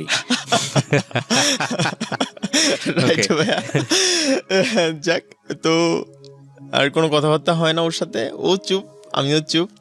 তো ওর মানে ওর বাসায় চলে আসে, ওর বাসাটা ছিল আগে মুরাদপুর। তো যাই, ওর বাসায় গলিতে ঢুকে দিয়ে আমি চলে আসি। তো আসার সময় বলে যে আজকে কি শেষ দেখা আমাদের। তো কোনো কথা বলে না, মাথা শুধু নাড়ে যে না, ইশারায় আমাকে বোঝায় যে আজকেই শেষ দেখা না। ওকে, আচ্ছা যাই হোক, তো আমি চলে আসি। 3 দিন কোনো রকম কষ্ট মিষ্ট করে ভাই আমি সামলাইছি নিজেকে। 4 দিনের দিনও পারতেছি না। আমি ফোন দিলাম, তুমি কোথায়, তোমার সাথে দেখা করবো। যে আচ্ছা ঠিক আছে, কোথায় আসবা, তুমি যেখানে বললো সেখানে। জিয়া পার্কে আসবা? আচ্ছা না, আজকে জিয়া পার্কে যাবো না, আজকে কোনো রেস্টুরেন্টে যাবো বা কোনো জায়গায় পার্কে, অন্য একটা পার্কে যাবো। তো আমি, আমার ভাইয়া ক্যাশ জমানো ছিল, মোটামুটি টাকা পয়সা ভালোই জমানো ছিল। তো আমি 5,000 টাকা নিই বাসা থেকে, মানে আমার টাকা 5,000 টাকা নিয়ে আমি রওনা দিই ওর সাথে দেখা করতে। গেলাম একটা ভালো রেস্টুরেন্টে, নিয়ে গেলাম, নিয়ে গিয়ে খাওয়ালাম, বিল আসছে 2,000 টাকা। ওকে, তো খাওয়া দাওয়া করার পরে বের হয়ে আসলাম, এসে একটা পার্কে গেলাম। এটা হচ্ছে কাজীর দেউরি একটা পার্ক আছে, ছোট বাচ্চাদের একটা পার্ক আর কি, শিশু পার্ক যেটাকে বলে। তো পার্কে গেলাম, ওখানে বসলাম, আইসক্রিম খাচ্ছি, বসে কথা বলতেছি। তো কথা বলতে বলতে আমি জানি না মানে ওর আইসক্রিমটা ও ইচ্ছা করে ফেলে দিছে নাকি পড়ে গেছে, সেটা আমি বুঝতে পারিনি। আইসক্রিমটা দেখি কিছুক্ষণ পরে আমি চাই দেখি ওর দিকে ঘুরে দেখি আইসক্রিমটা নিচে, কিন্তু আমি আইসক্রিমটা আমারটা মাত্র খুলতেছি, ঠিক আছে, মানে অর্ধেক খোলা হয়েছে আর কি। তো আমি আমারটা থেকে শেয়ার করে খেতে পারো চাইলে, নাকি আর একটা নিব, যে না শেয়ার করে খাওয়াটাই ভালো হবে। ওকে, তোমাকে বলতেছে। আচ্ছা যাই হোক, ও শেয়ার, আমি আর ও আইসক্রিমটা শেয়ার করে খাইছি, মানে আইসক্রিম আপনারা শেয়ার করলেন। জি। সো আর কি বাকি থাকলো কি আর কি, মানে শুধু আমাদের জায়গা থেকে আমরা আসলে টু ফার্স্ট একটা জেনারেশনে বসবাস করি তো। আর 2015 সালের ঘটনা, মাত্র 2 থেকে 4 বছর আগের ঘটনা। তো আমাদের জায়গা থেকে শুধু খালি ওয়ার্ড দেওয়াটাই বাকি। আমাদের মনে হয় এরকম একটা স্টেজে আপনারা চলে গেছেন। তারপর ইসিও লাইফ স্টোরি যা হয়েছে আমরা শুনতে চাই। হ্যাঁ বলুন। তারপরে আমি কিছুদিন ওর সাথে আর দেখা করি না, প্রায় সপ্তাহখানিক হবে দেখা করি না। তো ও নিজে থেকে আমাকে ফোন দিয়ে বলতেছে যে কোথায় আছো, আমি তোমার সাথে দেখা করতে চাই। কেন দেখা করতে চাও, কেন, না দরকার আছে, আসো, আসতে পারবা কিনা বলো তুমি। তেমন বলছে না আসার তো কিছু নাই, আসতে পারবো, তুমি কোথায় দেখা করো বলো। তো বলতেছে আমি এরকম একটা শপিং মলে দেখা করবো। তেমন বলছে আচ্ছা, শপিং মলটার নাম হচ্ছে নিউ মার্কেট, ঠিক আছে। তো গেলাম, যাওয়ার পরে ও কাপড় চোপড় কিনবে, মানে হালকা শপিং টপিং করবে। একটা শাড়ি দেখছে, শাড়িটার দাম ছিল ভাইয়া 4,500 টাকা। ওর কাছে ছিল মাত্র 150 টাকা। ওর মানে চোখের ইশারা বা মুখের ইয়া দেখে আমি বুঝতেছি যে মানে ওর মানে শাড়িটা পছন্দ লাগছে, ঠিক আছে। তো আমি বলতেছি তোমার কি এটা পছন্দ হয়েছে, কিছু বলে না। আমি বলছি আচ্ছা পছন্দ হয় নাই না, তো যে ঠিক আছে চলো আমরা চলে যাই। তো এমনি ওই জাস্ট এমনি লিপস্টিক আইলাইনার এগুলো কিনতে গেছে আর কি, টাকাও অল্প ছিল। তো ওগুলো আবার ওগুলো 100-150 টাকা বা 200 টাকা যাই ছিল ওর কাছে, ওইটা দিয়ে ওগুলো কিনছে। কেনার পর ওদিন সারাদিন খাওয়া দাওয়া করলাম, কথাবার্তা হলো, কি প্ল্যান ভবিষ্যতে ওর এটা জিজ্ঞেস করলাম।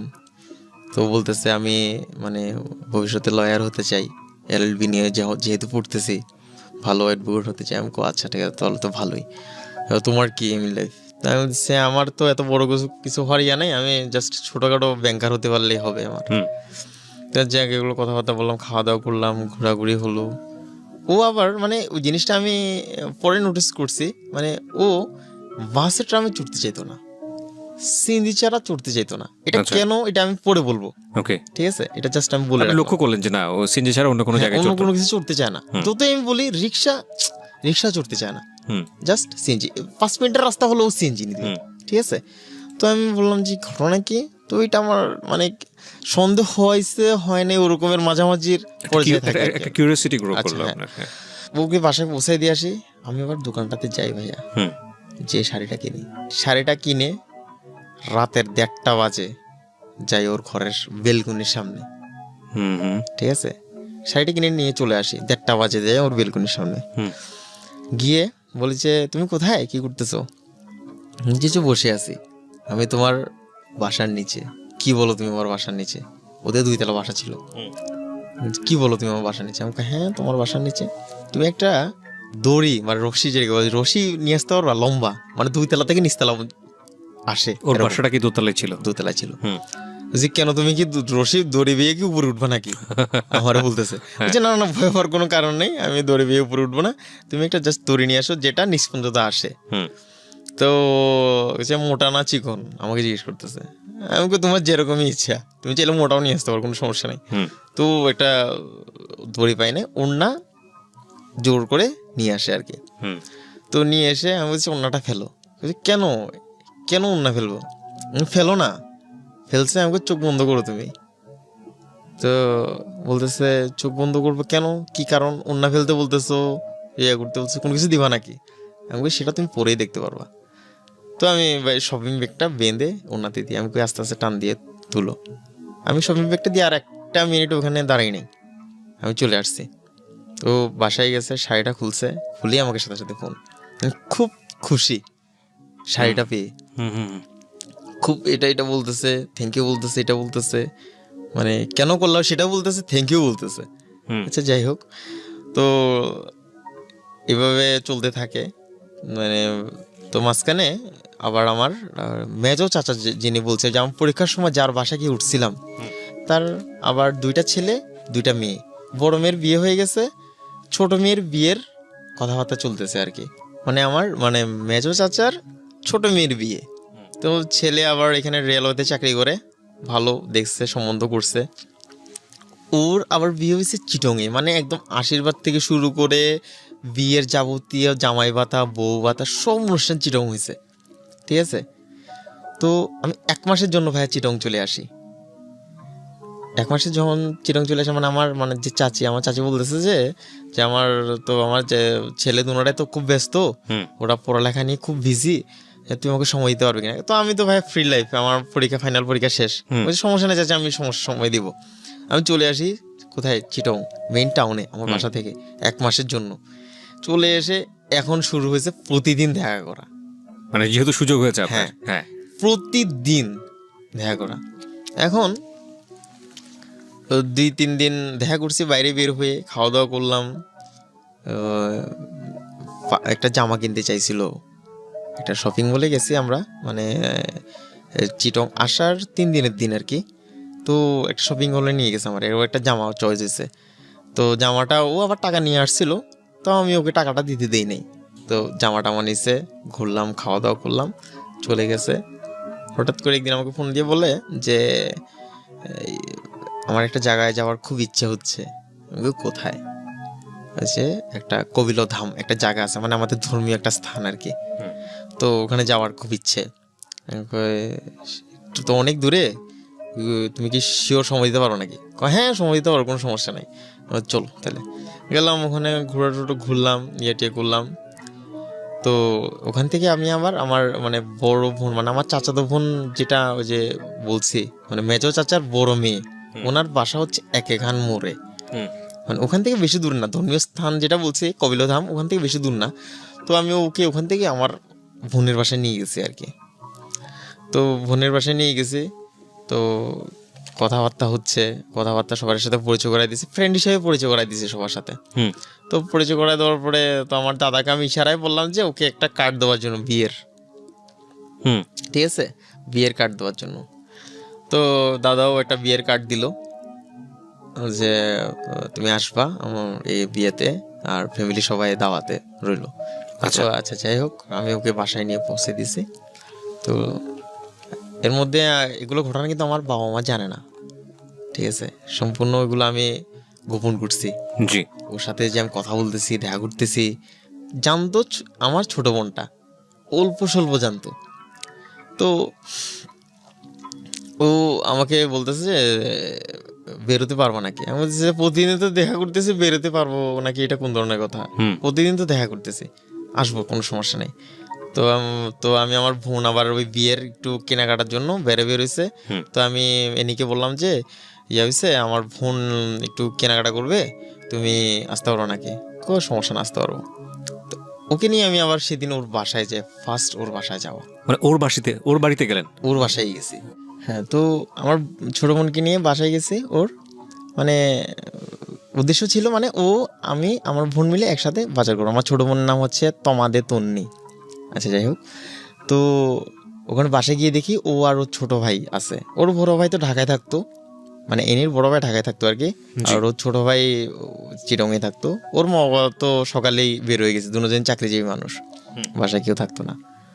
তো ও আমাকে ওকে নিয়ে বের হওয়ার পরে কেনাকাটা করে আমার বোন যা যা কিনতে চাইছে ওকে কিনে দিছি। আমার বোন যা যা চাইছে ও সেম জিনিস ওকেও কিনে দিছি আমি। আচ্ছা, কারণ ওই বিয়েতে একসাথে আসবে, এই কারণে। তো কিনে দেওয়ার পরে সেদিন একটু ঝামেলা হয়ে যায়, সেদিন মানে ঝামেলাটা তখন থেকে একটু শুরু হয় আর কি। ঝামেলাটা হয় কেমন, আমরা ফোনে কথা বলতে পারতেছিলাম না, ওর বাসায় একটু সমস্যা হচ্ছিল। আচ্ছা, তো ও আমাকে একটা বুদ্ধি দেয় যে আমরা যদি একজন আরেকজনকে তুই করে বলি তাহলে আর কোনো প্রবলেমই থাকবে না, আমরা সারা ঘর ঘুরে ঘুরে কথা বলতে পারবো, আরামসে কথা বলতে পারবো। হ্যাঁ, আরামসে কথা বলতে পারবো। তো আমি ঠিক আছে, কোনো সমস্যা নাই, তুই করেই বলা শুরু করি। তখন তুই করেই বলা শুরু করলাম। ও সারা ঘর, ওর মার পাশে গিয়ে, ওর বাবার পাশে গিয়ে, ওর ভাইদের পাশে গিয়ে কথা বলতেছে, আমি কথা বলতেছি আমার সারা ঘরে ঘুরে ঘুরে, কোনো সমস্যা নাই। আচ্ছা, যাই হোক, যেদিন তুই করে বলা শুরু হয়েছে এই 2 দিন পরে ওরে নিয়ে আমি বেরোইছি ঘুরতে বেরোইছি। তো আমাকে বলতেছে যে তমাল, তোকে আমি একটা কথা বলতে চাই। বলছি, হ্যাঁ বল। আমরা কিন্তু তখন মানে সামনাসামনি হলো, কিন্তু তুই করে বলতাম, তুমিতে যাননি আর। হ্যাঁ, আমি আর তুমিতে যাইনি, তুই করে বলতাম। তমাল, তোকে একটা কথা বলার ছিল। আমি বল, কি বলবি? তোকে আমার ভালো লাগে। ওই ফার্স্ট বলে? হ্যাঁ। যে ওমা, এটা কোন ধরনের কথা বললি? ভালো তো আমারও লাগে, তোরও তো ভালো লাগে সেটাও আমি জানি, আমারও যে ভালো লাগে সেটাও তুই জানোস। ভালো না লাগলে কি আমি তোকে এত সময় দিতাম, এত ঘোরাঘুরি করতাম আমরা? যে এই ভালো লাগা সে ভালো লাগা না, তাহলে আমি তোর সাথে সারা জীবন থাকতে চাই। আমি কিছুক্ষণ চুপ হয়ে যাই ভাইয়া, কারণ ফার্স্টে এই ধরনের কথাবার্তাগুলো কিন্তু ছেলেরাই বলে সাধারণত, মেয়েরা কখনোই বলে না। সেই যুগান নেই ব্রাদার, হ্যাঁ, খুব কম বলে। মেয়েরা ছেলেরা যার যেটা মনে আসছে সে সেটাই বলে দিচ্ছে। ওকে, ফাইন, ঠিক আছে, হ্যাঁ, সাধারণত হয় এরকম, আপনি যেটা বলছেন, ঠিক আছে। হ্যাঁ, আমি কিছুক্ষণ চিন্তা করে বললাম যে আচ্ছা, ভালো লাগে, থাকতে চাস, এটা তো তুই আমি ডিসিশন নিলে হবে না, এটা তো 2টা ফ্যামিলির ডিসিশন নিতে হবে, এটা অনেক বড় একটা ব্যাপার। আর সবথেকে বড় কথা হচ্ছে আমি এখনো কোনো কিছুই করি না, বলতে গেলে আমি এখন বেকার, আর যে টাকা পয়সা আমি রুজি করি এই টাকা পয়সা দিয়ে আমি তোকে কখনো ইয়ে করতে পারবো না। সময় আছে, দেখি আগে সম্পর্কটা কতটুকু যায় কি যায়, তারপরে আমরা বলবো, বাসায় জানাবো। ঠিক আছে, তোকে কথা থাকে, মানে এক পর্যায়ে একজন আরেকজনকে কথা দেওয়া কিন্তু হয়ে গেছে। তো ও আমাকে বাসায় ডাকে, ওর বাসায় কেউ নাই, মানে ওর বাবা আগে বের হয়, তারপর ওর মা আগে বের হয়, তারপর ওর বাবা, তারপর ওর ছোট ভাই, তারপর বাসা সম্পূর্ণই খালি, ও একা থাকে, মানে ও সবার লাস্টে বের হয় আর কি কলেজের জন্য। ওকে। তো আমাকে যেদিন যেতে বলতো সেদিন ও আর কলেজে যেত না, আমি বাসায় যেতাম, কথাবার্তা বলতাম, আমাকে ভাত খাওয়াই দিত, কিছু করলে আমার জন্য করতো, খাওয়াই দিত। এরকম করতে করতে একটু কাছে চলে আসি একজন আরেকজনের। তো আমার যেন ভিতর থেকে কেমন যেন একটা জিনিস চলে আসে, আমি ওকে একটু জড়ায় ধরে ওর ঘাড়ে একটা কিস করি। এই ফার্স্ট কিসটা করে ওকে ওকে আমি 3-4 মিনিট জড়ায় ধরে রাখি। ও কোনো কথা বলে না, আমি কোনো কথা বলি না। তারপর একজন আরেকজনের ছেড়ে দিছি, তারপর ওর মতো আমি আমার মতো। যখন ওর সাথে আমার মানে একটা হলো, মানে কথা দেওয়া দেওয়ি হলো, এরপরে ওকে তো বিয়ের দাওয়াত দেওয়া হয়েছে আমার বোনের। তো আমি ওর বলতেছে যে তুই একটু আমার মাকে বল, আর অনেক তো জানি, সমস্যা নেই, তুই আমার মাকে বল, মা রাজি হলে আমি যাবো। আচ্ছা ঠিক আছে, আমি করবো। তো বিয়েতে যায় ও আর ওর ছোট ভাই। তো এর মধ্যে ভাইয়া আমার বড় চাচার সাথে আমার মেজর চাচার ফ্যামিলির একটু সমস্যা হয়, মানে এটা অনেক আগে সমস্যাটা হয়। সমস্যা হওয়ার কারণে বড় চাচার ফ্যামিলি থেকে শুধু একজন অ্যাটেন্ড করে বিয়েতে। আচ্ছা, সে হচ্ছে আমার বড় চাচা। ওকে, ঠিক আছে। তো বিয়েতে আসছে, ও আসছে, আমি সময় দিলাম, করলাম। আমার বড় চাচা যখন আসছে, ঘটনা কিন্তু এখন শুরু হচ্ছে। ঠিক আছে। বড় চাচা সামনে যখন পড়ছে, পড়ার সাথে সাথে ও পায়ে ধরে নমস্কার করছে, মানে সালাম করছে আর কি। সালাম করার সাথে সাথে আমার বড় চাচা একটু চিনতে পারে নাই, আপনি আমাকে চিনেন নাই, আমি অমুক। তো আমার বড় চাচার মাথায় ঠাস করে লাগছে, কিরে আমার ফ্যামিলির সাথে সমস্যা, এই মেয়ে এখানে কেন, কার সুবাদে এখানে আসছে? মানে আপনার বড় চাচা কিছু একটা নিয়ে রিয়াক্ট করছেন যেটা আপনি জানেন না? না। আচ্ছা। আমার আবার যে সোমা যেটা বলতেছে আমার বোন, ওর সাথে কন্ট্যাক্ট করছে। কন্ট্যাক্ট করার পরে ও এরকম বলতেছে যে কিরে তুই এনিকে নাকি দাওয়াত দিছিস, এরকম আমরা কেউ যাইনি বিয়েতে, তুই এনিকে দাওয়াত দিছিস কোন? আমার খুব ঝাড়ছে। আচ্ছা দিদি সরি, আমি বুঝতে পারিনি। আবার এনির সাথে যে আমার একটা ভালো সম্পর্ক, মানে ফ্রেন্ডলি সম্পর্ক, ওটা কিন্তু আমার বোন জানে। মানে আমার কথা হচ্ছে যে এনির সাথে আপনার বড় চাচার কি সমস্যা? বড় চাচার কোনো সমস্যা না, তাহলে বড় চাচার সাথে আমার মেজর চাচার সমস্যা। হ্যাঁ। তো আমার বড় চাচার ফ্যামিলির একজনও আসে না, শুধু মানে না পারতে আমার বড় চাচা বিয়েতে আসছে, সেই জায়গায় এনু কেন যাবে? এনি তো আরো দূর সম্পর্কের। ও ওকে, ঠিক আছে, রাইট রাইট। এইখানে হচ্ছে খটকাটা। এটার ব্যাপারে ওরা তো ঘরে ঘরে কথা হয়েছে, সবকিছু ডিসকাস। তো এটা নিয়ে আমার চাচা আমার খুব মানে বকাঝকা করছে, মানে কিছু একটা মনে করেছে আপনাদের মধ্যে, কি সম্পর্ক আছে বা কোনো একটা যেটা বোঝাও যায় বা বোঝাও যাচ্ছে না, কিন্তু বিষয়টা খুব বিব্রতকর। ওকে, আচ্ছা যাই হোক, এর থেকে সমস্যাটা শুরু হলো। আমার বোন আবার তখন মানে যাকে বলে সাপের মতো আর কি, সাপ দুধ কলা দিয়ে সাপ পুষলেও সাপ কিন্তু ছোবল মারে। আমার বোন মানে বড় চাচার ফ্যামিলি হচ্ছে সেরকম। ঠিক আছে। তো আমার বোন আমাকে ফোন দিয়ে খুব করার পরে এনিকেও আমার নামে যা নয় তাই ভাইয়া বুঝায়, মানে যেটা আমি করি না সেটাও বুঝায়, যেটা করছি সেটাও বুঝায়। এই বোনটা কোন বোন? আপনার আপন বোন? না। তাহলে আমার বড় চাচার যে বোনের বিয়েতে আমি সিলেট গেছিলাম, ওই মেয়েটাই, মানে যার মাধ্যমে আসলে এনিদের সাথে সম্পর্ক হয়েছে। ওকে।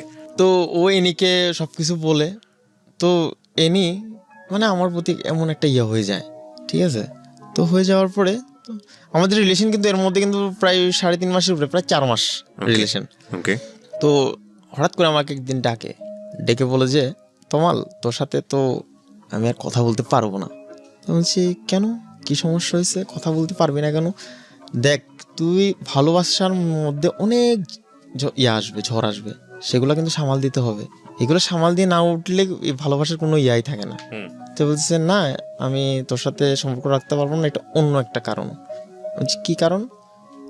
একটা ছেলের সাথে আমার 5 বছর ধরে রিলেশন আছে। আমি বলছি 5 বছর ধরে একটা ছেলের সাথে রিলেশন, তাহলে তুই আমার সাথে এগুলো কি করলি? আমার সাথে তাহলে ফ্রড করলি। আমি তো তোকে ফোর্স করি নাই যে তোর আমার সাথে রিলেশন করাই লাগবে। তুই আমার বন্ধু ছিলি, বন্ধু থাকতি, তুই আমার ফ্রেন্ড ছিলে, ফ্রেন্ড থাকতি, না হলে আমার তালতো বোন ছিল, আমার আত্মীয় ছিল, আত্মীয় থাকতি। গার্লফ্রেন্ড হওয়ার তো কোনো দরকার ছিল না। আমি তো তোর ফোর্স করি নাই এটা ব্যাপার নিয়ে। সরি রে, আমি আসলে ভালো লেগে গেছিল আর কি তোকে। এর মধ্যে কিন্তু ভাই আমার থেকে 30-40 হাজার টাকার উপরে খেয়ে ফেলছে।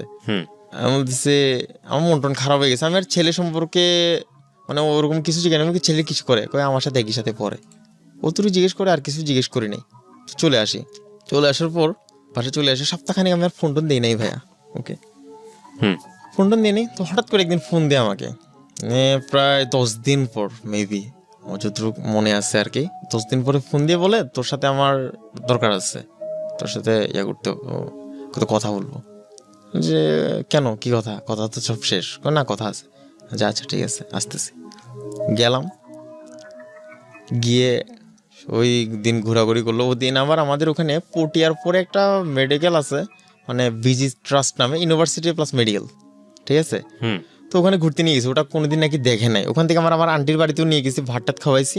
যখন চলে আসতেছি ভাইয়া, মানে ওকে আমি বাসায় পৌঁছাই দিব, তখন ও আমাকে বলে যে তোমার আজকেই শেষ তোর সাথে, আর কখনোই কথা হবে না, কোনো কিছু হবে না। আমাকে কেন, কিছু তোর বয়ফ্রেন্ডকে কোনো কিছু বলছে নাকি?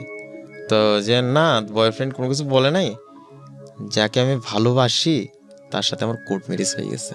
মানে এটা কি, মানে তখন পর্যন্ত আপনি বিষয়টাকে কি খুব সিরিয়াসলি নিয়েছেন যে আসলে ওর বয়ফ্রেন্ড আছে, নাকি সিরিয়াসলি নেননি, মনে হচ্ছে আপনার সাথে ফান করেছে, কোনটা আসলে? আমি আসলে কোনোটাই শিওর ছিলাম না ভাইয়া। আমি মনে করতেছি ওই ঘটনার কারণে আমার সাথে হয়তো বা ও এই কথাবার্তাগুলো বলতেছে, মানে ওই চাচার সাথে যে ঘটনা ঘটেছে। আচ্ছা, মানে আমার চাচাতো বোন আমার সম্পর্কে বুঝাইছে বা ইয়ে করছে, এই কারণে এই কথাগুলো বলতেছে। মানে আপনি মনে করেছেন যে না, ওর এরকম বয়ফ্রেন্ড কোনো কিছু নাই, হ্যাঁ, আলটিমেটলি হচ্ছে একটা, যদি সন্দেহ করতাম বেশি, মানে জোর দিয়ে সন্দেহ করতাম, তাহলে তো আমি সবকিছু ডিটেলস জানতাম, জানার চেষ্টা করতাম। ওই ধরনের কোনো কিছু করি না কিন্তু আমি। রাইট। আমি ও বলতেছে কোর্ট ম্যারেজ হয়ে গেছে। কোর্ট ম্যারেজ হয়ে গেছে মানে তোর কি আসলে কি রিলেশন আছে নাকি?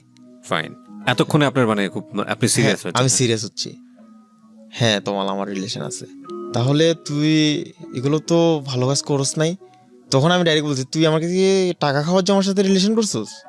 তো যে টাকা খাওয়ার জন্য রিলেশন করেই থাকুস তুই, আমাকে এমনি বলতি, আমি তোর পিছনে এমনি টাকা ঢালতাম। রিলেশন করে তো আমার মনটা নষ্ট করে দেওয়ার কোনো দরকার ছিল না। কোর্ট ম্যারেজটা কখন হয়েছে? আমার সাথে রিলেশন করার আগে হয়েছে নাকি আমার সাথে রিলেশন করার পরে হয়েছে? বলে যে তোর সাথে রিলেশন করার আগে হয়েছে। এই কথা বলার সাথে সাথে ভাই আমার মাথা নড়ে গেছে ডাইরেক্ট। মানে আমার মনে হচ্ছে আমার পায়ের নিচে আর মাটি নাই, আসমানটা আমার উপর ডাইরেক্ট এসে পড়ছে ভাইয়া। আমি আর সহ্য করতে পারি নাই, ঠাস করে মেরে দিছে ওর নাকি মুখে থাপ্পড় একটা। থাপ্পড় মারার সাথে সাথে বলতেছে তোর হাজব্যান্ডের নাম্বার দে। তখন আর বয়ফ্রেন্ড বলতেছি না, তোর হাজব্যান্ডের নাম্বার দে, আমি এখনই কথা বলবো তোর হাজব্যান্ডের, সব কিছু জানাবো আমি এই ব্যাপারে। না আমি হাজব্যান্ডের নাম্বার দিব না। তো অনেক জোরাজোরি করলাম, হাজব্যান্ডের নাম্বার দিন। আমি বলছি ঠিক আছে তোর হাজব্যান্ডের নাম্বার আমি কালেক্ট করবো, যে কোনোভাবে হোক আমি সব কিছু জানাবো। তো তমাল এগুলো করিস না, আর তুই আমাকে থাপ্পড় মেরে ভালো কাজ করিস নাই, এর ফল তুই পাবি। এ কথা বলে ওরে আমি আবার বাসায় পৌঁছাই দিই। চলে এসে ফেসবুক ওর প্রোফাইল সম্পূর্ণটা ঘাটছি। তো কমেন্টসে গেলে বুঝে যায় ভাইয়া কে বয়ফ্রেন্ড কে ফ্রেন্ড। ওকে, ঠিক আছে। তো আমি ওখান থেকে আইডিয়া করে ইয়াটা নিছি, নিয়ে দেখলাম যে একটা আমার সঠিক খেয়াল নাই, কি একটা ম্যানচেস্টার কি জানি একটা নাম ছিল ফেসবুক আইডিটার, মানে ছেলেটার। তো ঢুকলাম, ঢুকার পরে ওরা আমি SMS করলাম, ওর ফ্রেন্ড সার্কেল সবাই SMS করলাম যে ওই এই ইয়ার আমার নাম্বারটা চাই, এই আইডির ছেলেটার নাম্বার আমার চাই। কোন আইডি ছিল যে ম্যানচেস্টার, যেটা আপনি মনে করতে কি একটা জানি, আমার সঠিক খেয়াল নাই ভাই। আচ্ছা যাই হোক। ওকে। তো বলতেছে কেন? আমি ওর সাথে কথা বলবো। ও মানে ওর ফ্রেন্ড সার্কেল মনে ওকে বলছে, ও আমাকে ফোন দিছে। আমার নাম্বার কিন্তু ওকে সেন্ড করে দিছি। ও আপনার নাম্বারটা আগে ভাগে দিয়ে? হ্যাঁ আমি ওকে সেন্ড করে দিছি। ও আমাকে ফোন করছে। ফোন করার সাথে সাথে আমি বলছি আপনি কে? যে আপনি আমাকে খুঁজতেছেন, আমাকে আপনার নাম সুমিত। আমাকে আপনি কি এনির হাজব্যান্ড? কয় কোন এনি? আমাকে মৌমিতা দত্ত এনি। ও আচ্ছা মৌ। আমি বলি জি, আপনি কি নামে রাখেন আমি জানি না, আমি এনি নামে চিনি ওকে। আচ্ছা যাই হোক, ওর হাজব্যান্ড নাকি? হ্যাঁ আমি ওর হাজব্যান্ড। আচ্ছা আপনার ওয়াইফ যে প্রতারক সেটা কি জানেন আপনি? মানে ডিরেক্টলি ভাবে বললেন নাকি আগে কোয়েরি করেছেন কোনো, যে বিয়ে করেছেন কবে, কি হলো? না না, ও একদম প্রথমেই ও তো বলতেছে ওয়াইফ। আচ্ছা, ও তো স্বীকার করেছে। ও স্বীকার করছে। তাই বলছি আপনার ওয়াইফ যে প্রতারক সেটা জানেন? কিভাবে প্রতারক হলো? যে এরকম আপনি আমার সাথে তো রিলেশন, কয় মাসের রিলেশন? আপনার পরিচয় জানতে চাইনি? হ্যাঁ, আপনি কি সম্পূর্ণ বলেছেন? ফেসবুক ঘাটটা দিলে এমনি পাচ্ছে, সব তো রিয়েল দেওয়া। তো আমি বলতেছি আমি এরকম এই জায়গার তমাল বলতেছি, এরকম সবকিছু ওকে বললাম। ও আমার তো বিশ্বাস করতেছে না ভাইয়া, সে ইম্পসিবল, কোনোভাবেই সম্ভব না এটা। ও আমার সাথে এই ধরনের কাজ করতেই পারে না, অন্ধ বিশ্বাস যাকে বলে ওয়াইফের প্রতি। যাই হোক, তো আমি ওকে একটা ছবি পাঠাই, যে ছবিটা আমি আপনাকে ওই যে আমার ফাইলটা দিছি যে ওই ফাইলে আছে, ওর আর আমার একটা সেলফি। এখানে একটু বলে রাখি প্রিয় শ্রোতা, উনি আমাকে ওনার এই যাবৎকালের এই ঘটনার প্রেক্ষাপটে, চেহারাটা আপনারা দেখতে পাচ্ছেন ইউটিউবে, সেই ঘটনার প্রেক্ষাপটে উনি আমাকে যাবতীয় কাগজপত্র জমা দিয়েছে। আমার কাছে যেটা প্রাসঙ্গিক মনে হবে সেটা আমি ভিডিওর শেষে গিয়ে আপনাদেরকে দেব। ওকে, বলেন। তার ওর সাথে কিন্তু আমার একটাই ছবি তোলা, ওই ছবিটা আছে ওখানে। হ্যাঁ, আর কোনো ছবি তুলি না, কিন্তু ওর সিঙ্গেল অনেক ছবি ছিল আমার কাছে, ঠিক আছে। তো ওগুলো তো আর দিই নাই, কারণ ওগুলো দিলে তো বিশ্বাস না করতে পারে। সিএনজিতে যাওয়ার কারণটা কি এটাই ছিল, যাতে করে কেউ দেখতে না পারে পাবলিক বাসে বা অন্য কোথাও মুভ করে ফেললে? হ্যাঁ, আমি আপনাকে মনে করিয়ে দিলাম একটু। হ্যাঁ, তারপর আমার মনে আছে। তো ও আমার কথা বিশ্বাস করার, ছবিটা পাঠানোর সাথে সাথে ওদিকে বমি করতেছে, আমি ফোনে শুনতেছি ও বমি করতেছে, মানে ও মাথাটা ঘুরাই বমি করতেছে। ও ইয়া করার পরে তো আর টিয়া করে নাই, আমি আর ফোনটা দিনে ওর লাইন কেটে দিছে। তো এর মধ্যে আমি বুঝতে পারলাম যে ও কেন সিএনজি ছাড়া ওর অন্য কিছু চড়তো না। কারণ প্রিমিয়ার ইউনিভার্সিটির প্রায় ছাত্রছাত্রী মানে মুরাদপুরের আশেপাশে আছে, সেই কারণে ও সবসময় সিএনজিতেই উঠতো আমার নিয়ে। আচ্ছা, সিএনজি ছাড়া রিক্সাতে উঠতো না, ঠিক আছে। এই কারণটা আমি পরে অ্যানালাইজ করলাম যে এই জন্যই ও ওই কাজটা করতো আমার সাথে। মানে বাইরে চলাফেরার সময় তো উনি হিজাব পড়তেন? হিসাব না, মাস্ক, হিন্দু, ও তো হিন্দু।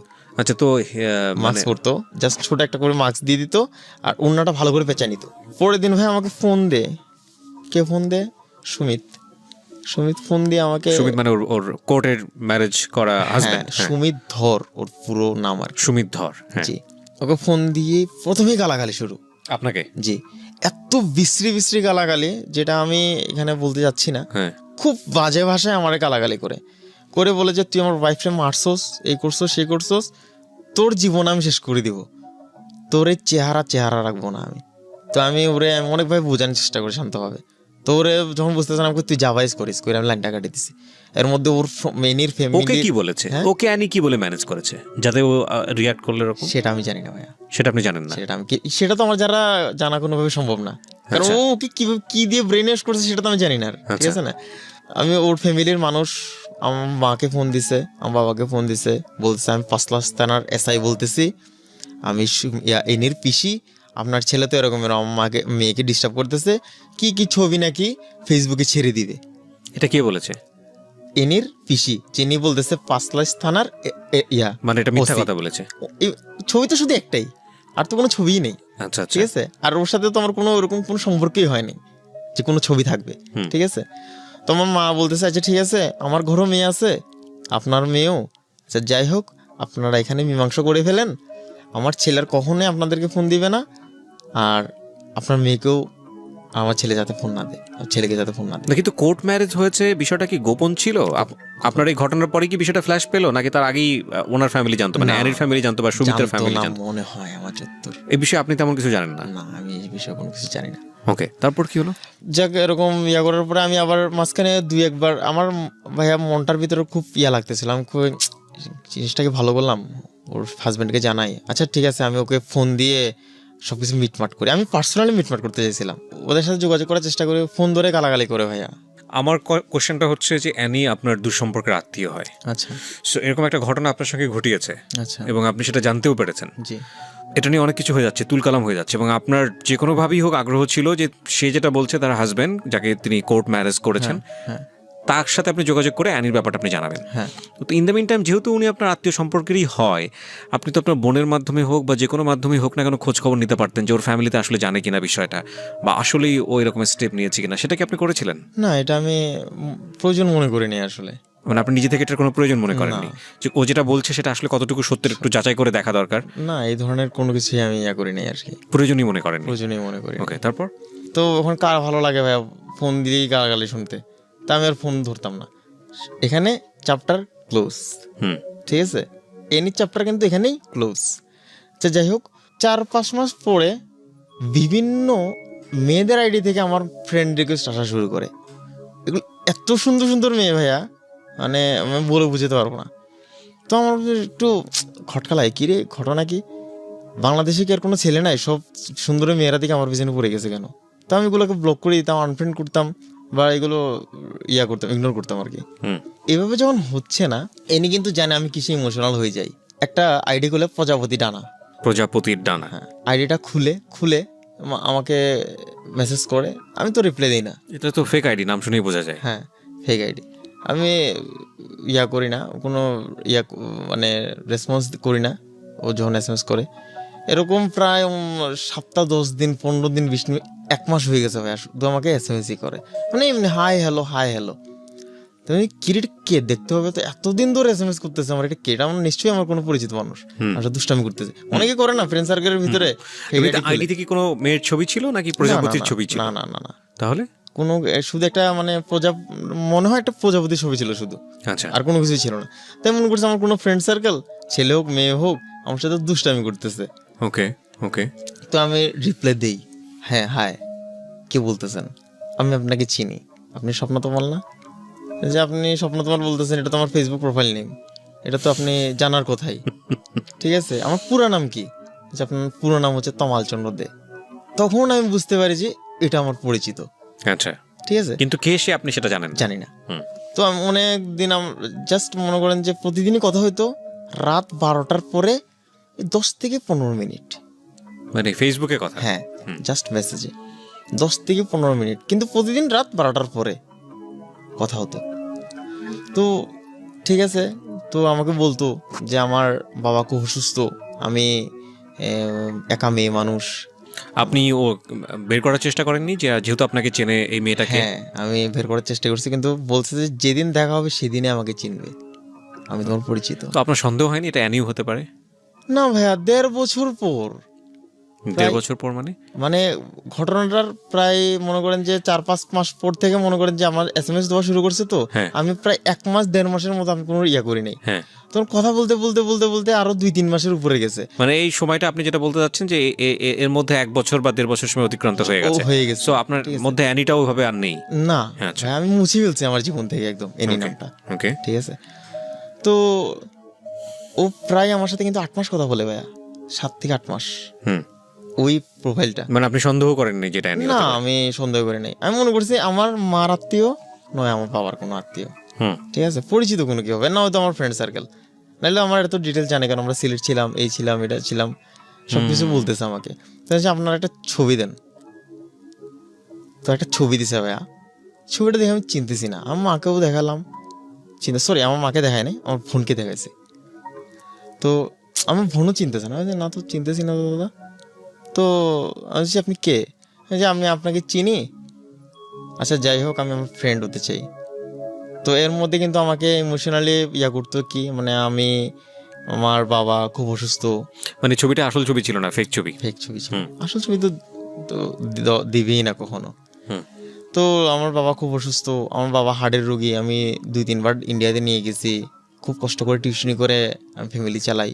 এগুলো শুনে ভাই আমি নরম হয়ে গেছি, যে আজকালকার যুগে একটা ছেলে তার বাবা মাকে দেখে না, সেই জায়গায় একটা মেয়ে তার বাবা মার জন্য এত কিছু করতেছে। তো ওইগুলো শুনে আমার মানে খুব খারাপ লাগতো।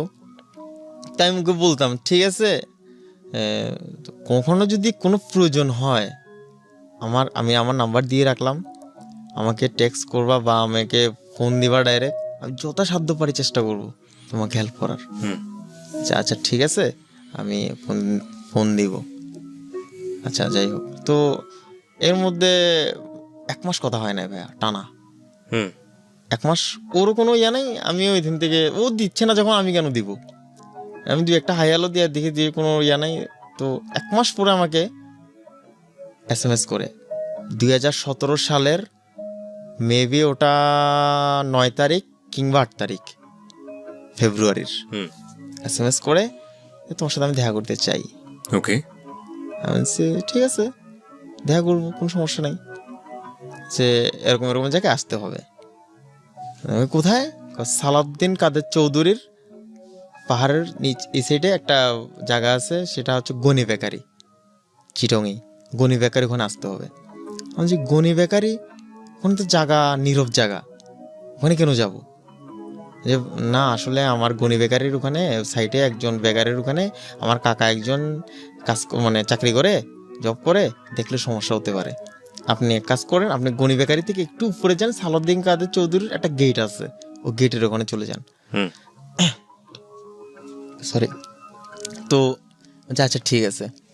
তো আমাকে ওখানে আমার নির্জন জায়গা, মানে একটা দুইটা ওই কার যায় বা সিএনজি যায়, ঠিক আছে। তো ওখানে আমাকে দাঁড় করে রাখে, চ্যাট করতেছে, আমি আসতেছি, এই যে রিক্সা নিচ্ছি, এই আপনি কোথায়, আপনার একটা ছবি দেন, আপনার ওই জায়গাটার একটা ছবি দেন। তো আমি আমার ছবি দিয়ে ওই জায়গাটার একটা ছবি দিছি আর কি, ছবি তুলে পাঠাই দিছে ওর আইডিতে। আচ্ছা ঠিক আছে আপনি দাঁড়ান আমি আসতেছি। তো এরকম করে আমাকে কিন্তু চ্যাটের ব্যস্ত রাখছে। আর আমরা ভাইয়া অন্ধকারে যখন মোবাইলটা টিপি, আমাদের চোখটা এমনি সাধারণত থেকে একটু বড় হয়ে যায় যখন আমরা মোবাইলের ইয়াটা টিপি আর কি, মোবাইল যখন ইউজ করি অন্ধকারে। তো আমি ইউজ করতেছি, মোবাইল ইউজ করতেছি, করতেছি। তো আজান পরে ঠিক 6:30টার পরের কাহিনী আর কি, আজান পড়ার সাথে ওখানে একটা সিকিউরিটি গার্ড ছিল, ওখানে একটা নতুন বিল্ডিং হচ্ছিল, কুসুম কুমারে একটা নতুন স্কুল হচ্ছিল আর কি, নতুন বিল্ডিং। তো সিকিউরিটি গার্ডটা চলে যায় ওখান থেকে। সিকিউরিটি গার্ডটা কিন্তু আমাকে দেখতেছে আমি যেখানে দাঁড়িয়েছি। চলে যাওয়ার পরেই যে কই আপনি, এতক্ষণ ধরে আমি দাঁড়িয়েছি, আসতেছি বলেই 2-3 মিনিট পরে ভাইয়া ছাপ করে একটা গরম মুখের মধ্যে এসে লাগে। তো 2-3 সেকেন্ড আমি কিছু বুঝিনি, কিরে আমার মুখে গরম চা বা পানি কেমন দিল। এরপরে শুরু হয় মানে যন্ত্রণাটা কেমন মানে, আচ্ছা যাই হোক, এটার এসিডটা যখন মারে তখন ও একটা কথা বলে, এনির সাথে প্রেম করার মজা বুঝ। এসিডটা মারার সাথে সাথে আমার এই ডান চোখটা সাথে নষ্ট হয়ে গেছে ভাইয়া, সাথে ড্যামেজ। বাম চোখে হালকা করে উপর করে তাকায় দেখলাম সুমিত একটা চেক শার্ট পরা দৌড়ায় চলে যাচ্ছে, মানে দৌড় দিয়ে, মানে ডান দিক থেকে এসে বাম দিকে দৌড় দিয়ে চলে যাচ্ছে। কিন্তু সুমিতকে আপনি তখন তো দেখেন নাই, এর আগে দেখেছেন কোথাও? দেখছি, ছবিতে দেখছি না, ফেসবুকে এটাই চলে গেছে দৌড়ে। মানে আমার তো জ্বালা পড়া শুরু, আমি তো চোখে দেখতেছি না ভাইয়া, মানে অবস্থা খারাপ। সারা তিনটা, একটা শার্ট টি শার্ট পরছি, টি শার্টের নিচে না, টি শার্টের উপর একটা সোয়েটার, নিচে একটা শার্ট, এর নিচে টি শার্ট, এর নিচে একটা মানে চিকন একটা গেঞ্জি পরছে, বগল কাট গেঞ্জি। মানে শীতের দিন ছিল, ফেব্রুয়ারি মাস। সব কিছু ভাই ছিঁড়ে খুলে ফেলে দিছি ভাই আমি, মানে গলে শরীরে লেগে যাচ্ছিল। কি করতেছিলেন আপনি ওই সময়টাতে? কোনো শাউট করা যেহেতু আশেপাশে কোনো লোকজন মানে নেই? চিৎকার করতেছে ভাই, কি আমি মাটিতে গড়াগড়ি খাচ্ছি, মানে প্রায় 45 মিনিট আমি মাটিতে গড়াগড়ি খাচ্ছি। এসিডের যন্ত্রণা কেমন আমি আপনাকে জাস্ট একটা দিই। আমরা মেসের কাঠি নিয়ে মেসটা মারবো, হাত সাথে আঙ্গুলে লাগাবো, যে যন্ত্রণাটা করে না এর 10 গুণ যন্ত্রণা করে অ্যাসিডের যন্ত্রণা। এটা আপনি সাধারণ মানুষের বোঝার জন্য বললেন, বাট অ্যাসিড দিয়ে আমি কিছু কাজ দেখেছি। যেমন এই যে আপনাদের উদাহরণটা দিলে সবাই বুঝবেন, সেটা হলো যে আমরা যখন কক্সবাজারে যাই, ওই যে বিভিন্ন শামুক পাওয়া যায় না, শামুকে কিন্তু নাম লেখে, অনেকেই খুব শখ করে নিয়ে আসে, ওই নামটা লেখা হয় কোনো একটা বিশেষ পেইন্ট দিয়ে, তারপরে ওই শামুকটাকে অ্যাসিডের মধ্যে চুবানো হয়। তো অ্যাসিডের যেটা কাজটা সেটা হলো যে ওই নামটা ওটা ক্ষয় যায় না, এছাড়া পুরো শামুকটাই ক্ষয় যায়। 2-3 বার চুবালেই পুরো শামুকটা ক্ষয় যায়, আর ওই নামের জায়গাটা একটু উঁচু হয়ে থাকে। রাইট। কি ভয়ঙ্কর হতে পারে যে একটা অ্যাসিড একটা শামুককে সে মুহূর্তের মধ্যে ক্ষয় করে ফেলতেছে। আর এইরকম একটা জিনিস মানুষের নরম মাংসের উপর পড়া, আল্লাহ মাফ করো, মানুষ কতটা নির্দয় হলে কত করতে পারে। তারপর জি ভাইয়া, আশেপাশে আমি চিৎকার করতেছি, মানে যন্ত্রণায়, মানে একটা গরু জবাই করলে বা মুরগিকে জবাই করলে যেরকম ধরফরায় না, ওইরকম রাস্তায় পুরো আমি ধরফরাইছি ভাইয়া, প্রায় 40 থেকে 45 মিনিট। এর মধ্যে আমার চোখের আর কোনো আলোই নাই, অন্ধকার হয়ে গেছে। কেউ ছিল না ওই সময়টাতে? কেউ আসছে না? কেউ ধরে নাই ভাই আমাকে, অনেক মানুষ ছিল আশেপাশে দাঁড়ায় ইয়া করছে, কেউ ধরতেছে না। তো ভাইয়া আমি পানি করে চিল্লাচ্ছি, কয়ে যে একজন উঠে বলতেছে পানি দিয়েন না, এটা গাম এসিড মনে, পানি দিলে ক্ষতি হবে। তো এসিডের মেন হচ্ছে তো পানি, হ্যাঁ ঠিক না? তো যত পরিমাণ পানি দেওয়া যায় ওই মুহূর্তে পানি করতেছে, কেউ দেয় না। এর মধ্যে ভাই আমার ঠোঁট মুখ পুরে মানে ফুলে একদম ঢোল হয়ে গেছে মুখটা। আমার আবার সারা শরীরে আমি খুব রূপার জিনিস পড়তে পছন্দ করতাম, রূপার আংটি ছিল, ব্রেসলেট ছিল, গলার চেন ছিল, সব দিকে চামড়ার ভিতরে ভেদ করে লেগে যাচ্ছে আমার। এই যে হাতে এখানে আপনারা যারা লাইভ দেখতে পাবেন, এই যে এখানে ব্রেসলেটের দাগ, এগুলো আংটির দাগ, এগুলো আংটির দাগ, মানে এগুলো খুলে খুলে খুলে খুলে আমি ফেলে দিছি। শুধু শরীরে কিছু ছিল না, শুধু উদলা গায়ে আমি পড়ে রয়েছি, মাটিতে গড়াগড়ি খাচ্ছি। ঠিক আছে, তো যন্ত্রণা তো আর কোনোভাবেই কমতেছে না। সেন্স ছিল, এটা তো আরো ভয়ঙ্কর, মানে সেন্স থাকা অবস্থায় যন্ত্রণা। একটা হলো আপনি সেন্সলেস হয়ে গেছেন, সেটা অন্য বিষয়। সেন্স ছিল। পরে তো আমার কাছে যখন টাচ মোবাইল ছিল, আমি তো কেউ কল দিতে পারতেছি না, চোখে দেখতেছি না। তো চিৎকার করে বলতেছি, ভাই কেউ কে আসো, আমার মারে একটা ফোন দাও না। তো কোন মানুষের মনে একটু মনে আমার জন্য মায়া জন্ম হচ্ছে ভাই, আমার চোখ নেই, আমার চোখ দিয়ে পানি চলে আসতেছে। ঠিক আছে, পানি কোন দিক দিয়ে বেরোবে, চোখই তো নাই। কেঁদে কেঁদে বলতেছে, ভাই কেউ কে আছেন, আমার মাকে একটা ফোন দিবেন, আমার তো খুব কষ্ট হচ্ছে, আমাকে একটু রক্ষা করেন আপনারা কেউ। তো ভাইয়া ওনার কেমনে জানি হয়তো আমি জুড়ে জুড়ে আমার মার নাম্বারটা বলার সাথে আমার মাকে ফোন দিয়ে সাথে আমার মা শুনতে তো মাকে বলে না যে আমার অ্যাসিড মারছে, অ্যাক্সিডেন্ট হয়েছে বলে, মার সাথে সাথে সেন্সলেস হয়ে যায় ওখানে ঘরে শোনার সাথে সাথে। পরে নিচতলার একজন আন্টি ছিল, 2 তলার, উনি আবার ওই নাম্বারে ফোন দিয়ে বলেছে কি হয়েছে ওনাকে অ্যাসিড মারছে। এই কথা শোনার সাথে সাথে মা তো আর মানে মা কিছুক্ষণ পরে সেন্সলেস হয়ে যাচ্ছে। সেদিন যাচ্ছিল আমার বাবা সিলেট, একটা কারণে, একটা দরকার, একটা জায়গার একটা কারণে সিলেট যাচ্ছিল। সাথে সাথে আমার বাবাকে ফোন দিছে, এরকম তোমালকে অ্যাসিড মারছে অমুক জায়গায়। এর মধ্যে আমার মামতো ভাই যে আমাকে নিয়ে ঢাকায় আপনাদের এখানে নিয়ে আসছে, ওকে আমার মা ফোন দিছে, ওর নাম হচ্ছে সৌরভ পোশাক। ফোন দেওয়ার সাথে সাথে ও আমাকে ফোন দিছে, তোমার মোবাইলটা যখন প্রাইভেট করতেছে তখন বুঝতে আমার কল আসতেছে, তখন আমি পকেট থেকে বের করে দেখার চেষ্টা করতেছি, আমি কিছু দেখতেছি না। তখন মানে আন্দাজের উপরে মোবাইলটা ধরে বললাম যে কে, বলতেছে আমি জেগে বলতেছি, মানে আমার ভাইয়ের ডাক নাম হচ্ছে জেকি। তো আমি জেগে বলতেছি, দাদা তোমার কি হয়েছে? যে আমি তো এরকম, আমাকে ভাই আমার বাঁচা, আমার তো অ্যাসিড মারছে। তুমি কোন জায়গায় আছো ভাই, দাদা আপনি কোন জায়গায় আছেন? তো আমি এরকম সালাউদ্দিন কাদের চৌধুরীর এখানে আছে। ও সাথে সাথে ওখান থেকে চলে আসে, আমার ছোটো মামারাও গাড়ি টাড়ি নিয়ে বের হয়ে আসে।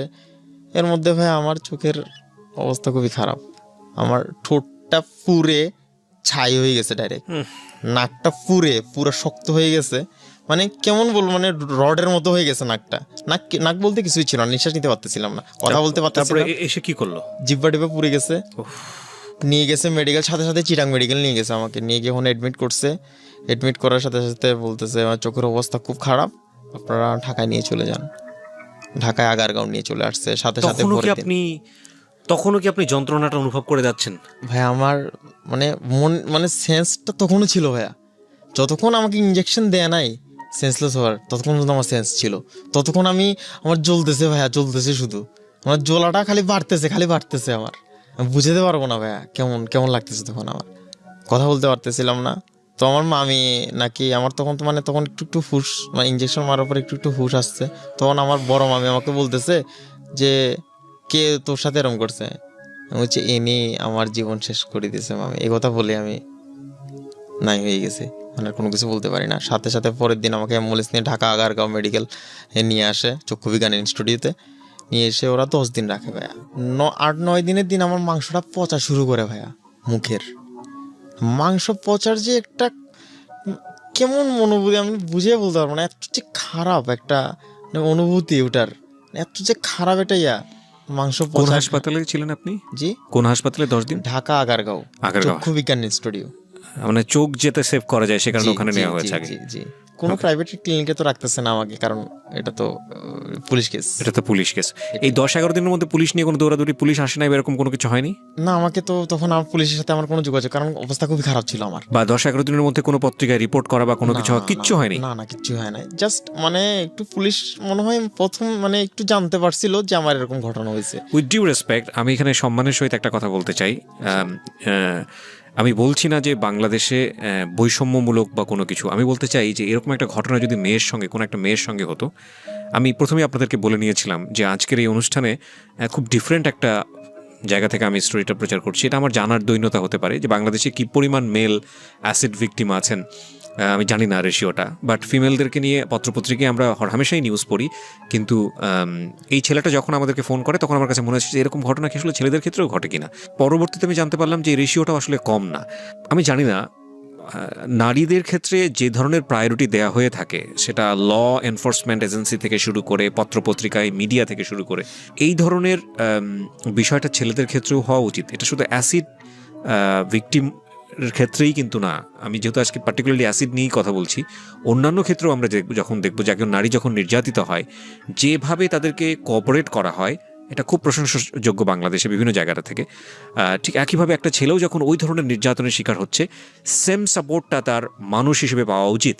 এবং সেই জায়গাটিতে কোনো ধরনের কোনো বৈষম্য হয়েছে কিনা আজকের এই স্টোরিটা পুরোটাই যখন আমরা শুনবো তখন হয়তো বা বুঝতে পারবো। তো আমি বলতে চাচ্ছিলাম যে এই ঘটনাটা আসলে দেখুন 10-11 দিন হয়ে গেল, কোনো পত্রপত্রিকায় আসলো না, লোকাল কোনো পত্রপত্রিকাতেও না, এবং যেহেতু প্রাইভেট মেডিকেল এটা নেবে না, পাবলিক মেডিকেলে নিয়েছে, সুতরাং খুব খুব স্বাভাবিকভাবে এটা ওই in the meantime police তারা ইনভেস্টিগেট হওয়া, যেহেতু এটা একটা প্রাথমিক পর্যায়ে একটা এরকম ঘটনা ঘটে গেলে পুলিশ নিজে থেকেই, হাসপাতাল কর্তৃপক্ষ পুলিশের সাথে যোগাযোগ করলে পুলিশ নিজে থেকেই যাওয়া, এই বিষয়গুলো আমার কাছে মনে হয়েছে এটা খুব হওয়া উচিত ছিল। আমি জানি না কেন হয়নি। ওকে, তারপর ওখান থেকে মানে 10 দিনের দিন আমাদেরকে ঢাকা পানি ইউনিটে রেফার করে, ঢাকা বার্ন ইউনিটে। তো ঢাকা মেডিকেলে গিয়ে তখন দেখতেছি যে খুবই খারাপ অবস্থা ভাইয়া, ফেসের মানে না ওখানের, ও ঢাকা মেডিকেলের, জি হ্যাঁ, খুবই খারাপ অবস্থা, মানে থাকার মতো অবস্থা ছিল না, মানে অনেকে আছে ফ্লোরে পড়ে উঠেছে ভাইয়া। তো ওই অবস্থায় কিন্তু আমার বাবা মারা, ওই অবস্থায় কিন্তু আমি ডিসিশন নিচ্ছি ভাইয়া কি করা উচিত কি করা উচিত না, ঠিক আছে, অতটুকু সেন্স ছিল আমার। তো আমি আমার বাবা মাকে বলতেছি যে তুমি, আমার মামা একজন আছে চিরঙে আছে, উনি আবার একটা ক্লিনিকের ম্যানেজার, প্রাইভেট ক্লিনিকের, ওনার সাথে কথা বললো, আগে ওনার সাথে কথা বলে দেখো কি করা যায়। তো ওনার সাথে কথা বলে দেখলো, উনি বলতেছে ঠিক আছে তুই নিয়ে আয়, সম্পূর্ণ রিস্ক আমার, নিয়ে আয়, আগে আগে মানুষ বাঁচাবো, তারপরে দেখা যাবে পুলিশ টুলিশ সব কিছু। তো সাথে সাথেই আমার ঢাকায় আমার কিছু বন্ধু বান্ধব ছিল, ওই যাওয়ার পরে ওরা আমাকে গাড়িতে তুলে দিয়ে নিয়ে আসে ইয়াতে। তখন কিন্তু কোনো পুলিশ আমার সাথে দেখা করে নাই ভাইয়া। চিটাং আসার পরে মনে করেন যে মেডিকেলে ছিলাম 15 দিন, 15 দিনে আমার ড্রেসিং 15টা হয়। 15টা হওয়ার পরে মানে 15টা ড্রেসিং যে হয়েছে ভাইয়া, মানে এক একটা ড্রেসিং যখন হয়তো 1 ঘন্টা 1.5 ঘন্টা, যখন কটনটা বা তুলোটা মুখে নিয়ে যখন টানটা দিত তখন আমার প্রাণটা মনে হইতে দিক দিয়ে বের হয়ে গেছে।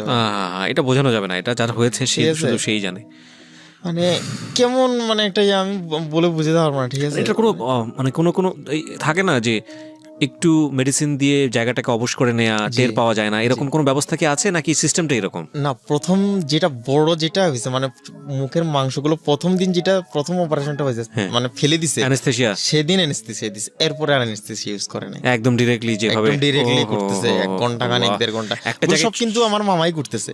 মানে একটা ছোট জায়গায় কেটে গেলে মানে আমরা হাত দিতে দিই না ওইখানে, আর ওর ফেসটা আপনারা যারা ইউটিউবে দেখছেন তারা বুঝতে পারবেন যে আসলে ওর সাথে কি হয়েছে। যারা আজকের এই স্টোরিটা যারা শুধু রেডিওতে শুনবেন তারা অনুভব করতে পারবেন না।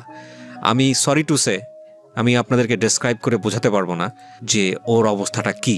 এটা একটা বিশাল ব্যর্থতা অডিওর, আমি মনে করি অডিওর ভয়ঙ্কর রকমের কিছু স্ট্রেংথ আছে। আমি যেহেতু টেলিভিশন এবং রেডিও দুই জায়গাতেই কাজ করি, আমি আপনাদেরকে বলতে পারি যে রেডিওতে কাজ করি বলেই এই রকমের স্ট্রেংথফুল স্টোরি লাস্ট 9 ইয়ার্সে আপনাদের সামনে উপস্থাপন করতে পেরেছি, কারণ অনেক মানুষই ফেস দেখাতে চায় না। প্রজাপতির ডানা আইডি থেকে এরকম করে ট্র্যাক করা হয়েছে, সবকিছু উল্লেখ করেন। তো এভিডেন্ট হিসেবে পুলিশের কাছে কি দেন? এই আইডির স্ক্রিনশট বা এরকম কোনো কিছু? এগুলো আমার মোবাইলটাই নিয়ে যায় আর কি। আচ্ছা, সম্পূর্ণ মোবাইলটা নিয়ে যায়। আমি প্রশ্নগুলি কারণই করছি প্রিয় শ্রোতা, আমার হাতে চার্জশিটও এসছে, আমার হাতে ওর মামলার কোর্ট পর্যন্ত যতটুকু হয়েছে যা হয়েছে সব ডকুমেন্টস আমার কাছে এসছে, যেগুলো প্রয়োজন হলে আমি ভিডিও শেষে আপনাদেরকে দেখাবো। হ্যাঁ, পাসপোর্ট করা হলো, আমাকে চেন্নাই নিয়ে যাওয়া হয়েছে। খুব অবস্থা খারাপ তখন আমার, এমন অবস্থা গেছে ভাইয়া আমার মুখটা বন্ধ হয়ে গেছে টানা 1.5 থেকে 1.5 মাস 1 মাসের মতো। আমি শুধু নলি দিয়ে পানি খাইছি, জুস, কারণ আমি হা করতে পারতাম না ভাইয়া। শুধু একটু 5 ঢুকানোর জায়গা ছিল। একটা আঙ্গুর কত বড় হতে পারে ভাইয়া, ছোট আঙ্গুর কত বড়ই বা হতে পারে, ওই আঙ্গুরটা ঢুকানো যেত না আমার মুখ দিয়ে। শুকাই আমি মানে এমন শুকনা হয়ে গেছিলাম ভাইয়া, মানে আমার মনে দেখলে মনে হইতো যে কঙ্কালের উপরে জামা পরাই দিছে, এইরকম অবস্থা হয়ে গেছিল আমার। না খেতে পারতাম না, ইয়ে করতে পারতাম, যন্ত্রণা তো আছেই, ড্রেসিংয়ের যন্ত্রণা, খোট মারতো। এর মধ্যে পাসপোর্ট করার ইয়া হয়, এর মধ্যে দুইবার একটা দুর্ঘটনা ঘটে। মানে আমাদের ব্রেন থেকে চোখ দিয়ে যে নার্ভটা আসে, ওই নার্ভটা মাঝখানে একটা মানে ফোড়ার মতো হয়ে যায়। ওখান থেকে যখন রক্ত পড়া শুরু করে, মানে কল ছেড়ে দিলে যেরকম করে রক্ত পড়ে না, ওরকম করে রক্ত পড়া শুরু করে, কোনোভাবে আর বন্ধ হতে চায় না ওটা। ও মাই গড। তো একদিন আমি বসে ঘরে চানাচুর খাচ্ছিলাম, হঠাৎ করে দেখি যে হাতের মধ্যে কি পড়তেছে। আমার বোনকে, ছোট বোনকে ডাক দিয়ে বলি যে কি এখানে কি পড়তেছে দেখতো। বলছে রক্ত। রক্ত পড়তে পড়তে ভাইয়া মানে এমন রক্ত, পুরো একদম লঙ্গি টঙ্গি সব ভিজে তখন গিয়ে, ইন্ডিয়া থেকে চলে এসেছেন অলরেডি? না না না না, তখন ইন্ডিয়া যাওয়া হয়? যাওয়া হয় নাই। আচ্ছা। পুরো ভিজে গিয়ে একদম সিএনজি টিনজি সব ভিজে গেছে, মানে আর 4 থেকে 5 মিনিট রক্ত গেলে আমি বাঁচানো যেত না আর কি। এরকম ঘটনা কিন্তু 2বার ঘটছে। আচ্ছা। তো দেখতেছে আমার কন্ডিশন খুবই খারাপ, তো সাথে সাথে মানে পাসপোর্ট হওয়ার পরে ডাবল প্লেন ভাড়া দিয়ে আমাকে চেন্নাই নিয়ে গেছে। তো চেন্নাই যখন নিয়ে গেছে, চেন্নাই নিয়ে গিয়ে যখন ডাক্তাররা আমার মুখটা খুলছে, খোলার সাথে সাথে ডাক্তার দেখে আমাকে দৌড় দিছে পুরো ফুল মেডিকেল টিম নিয়ে আসার জন্য। ফুল মেডিকেল টিম নিয়ে আসে বলতেছে এই ছেলে, মানে জিজ্ঞেস করতে এই ঘটনাটা হচ্ছে কয় মাস হয়েছে, আমি বলছি 2 মাস। এই ছেলে 2 মাস ধরে বেঁচে আছে কিভাবে? এটা তো বাঁচার কথা না, এটা যে কন্ডিশন এটা তো বাঁচার কথা না। এটা কিভাবে বেঁচে আছে? এ তো অনেক মনের জোরের কারণে বেঁচে আছে এই ছেলে। সাথে সাথে আমাকে অ্যাডমিট করে আপনার মনে করেন মেডিকেল ভালো কেবিনে ঢোকায়। ওরা আবার আমাদেরকে অনেক হেল্প করে ভাইয়া, আর্থিকভাবে অনেক হেল্প করে। মানে যে অপারেশন আপনার মনে করেন যে 1,35,000 টাকা, সে অপারেশন 80,000 টাকা নিছে। কেবিন ভাড়া হচ্ছে খানা খরচ বাদে 7,500 টাকা, খানা খরচ শুদ্ধ 2,000 টাকা করে নিছে। আমরা 25 দিন ছিলাম মোটমাট। আচ্ছা। তো ইন্ডিয়ার ট্রিটমেন্ট করে ওরা বলতেছে চোখ হবে না। আবার শঙ্কর নেত্রনারায়ণ নিয়ে গেছে চেন্নাই, ওখানে চোখের বড় মেডিকেল, ওখানে নিয়ে গেছে। ওরা আবার বিদেশেও পাঠাইছে আমার রিপোর্ট। আচ্ছা। ওরা বলছে মানে আমার চোখের যে কন্ডিশন, এখন এই প্রযুক্তি বের হয় নাই যে আমার চোখ ঠিক হবে। আদৌ কি কোনোদিন ঠিক হবে কিনা তারও কোনো সিউরিটি নেই। তো আর কি করব, ওখান থেকে নিয়ে চলে আসে। বাবার প্রায় 12 লাখ টাকার মতো খরচ হয়ে গেছে। ওখান থেকে চলে আসে, বাংলাদেশ চলে আসে। এর মধ্যে পুলিশে কিন্তু কোনো পদক্ষেপ নেয় নাই ভাইয়া আমার কেসটা নিয়ে। মানে আপনারা মামলা করে তারপরে দেশ ছাড়েন? হ্যাঁ। কিন্তু পুলিশ কোনো পদক্ষেপ নেয় না? কিছুই করে নাই। দেশে আসার পরও পুলিশে এটা বলে ওটা বলে। ইন টাইম কোনো ধরনের পত্রপত্রিকায় আসা, কোনো কিছুই করা? হ্যাঁ, আমি চেন্নাই থেকে আসার পরে তারপরে মানে আস্তে আস্তে শুরু হয়েছে পত্রপত্রিকায় আসা আর কি। আমার একটা ভাই হচ্ছে মন্টি চৌধুরী, ও আমার জন্য খুব খাটছে। মানে আমার পত্রপত্রিকায় দৌড়াদৌড়ি, মিটিং মিছিল, সাংবাদিক সম্মেলন সবকিছু করছে, এভরিথিং ও করছে। তখনও কি অ্যানিরা মোটামুটি বহাল তবিয়তেই ছিল মামলা করার পরেও? জি। আচ্ছা, তারপর কোনো অগ্রগতি হয় নাই মামলার। ঠিক আছে, আমার পুলিশের ওখানে স্টেশনে যাই, দিনের পর দিন আমার বাবা পড়ে রয়েছে, কোনো পাত্তাই দেয় নাই।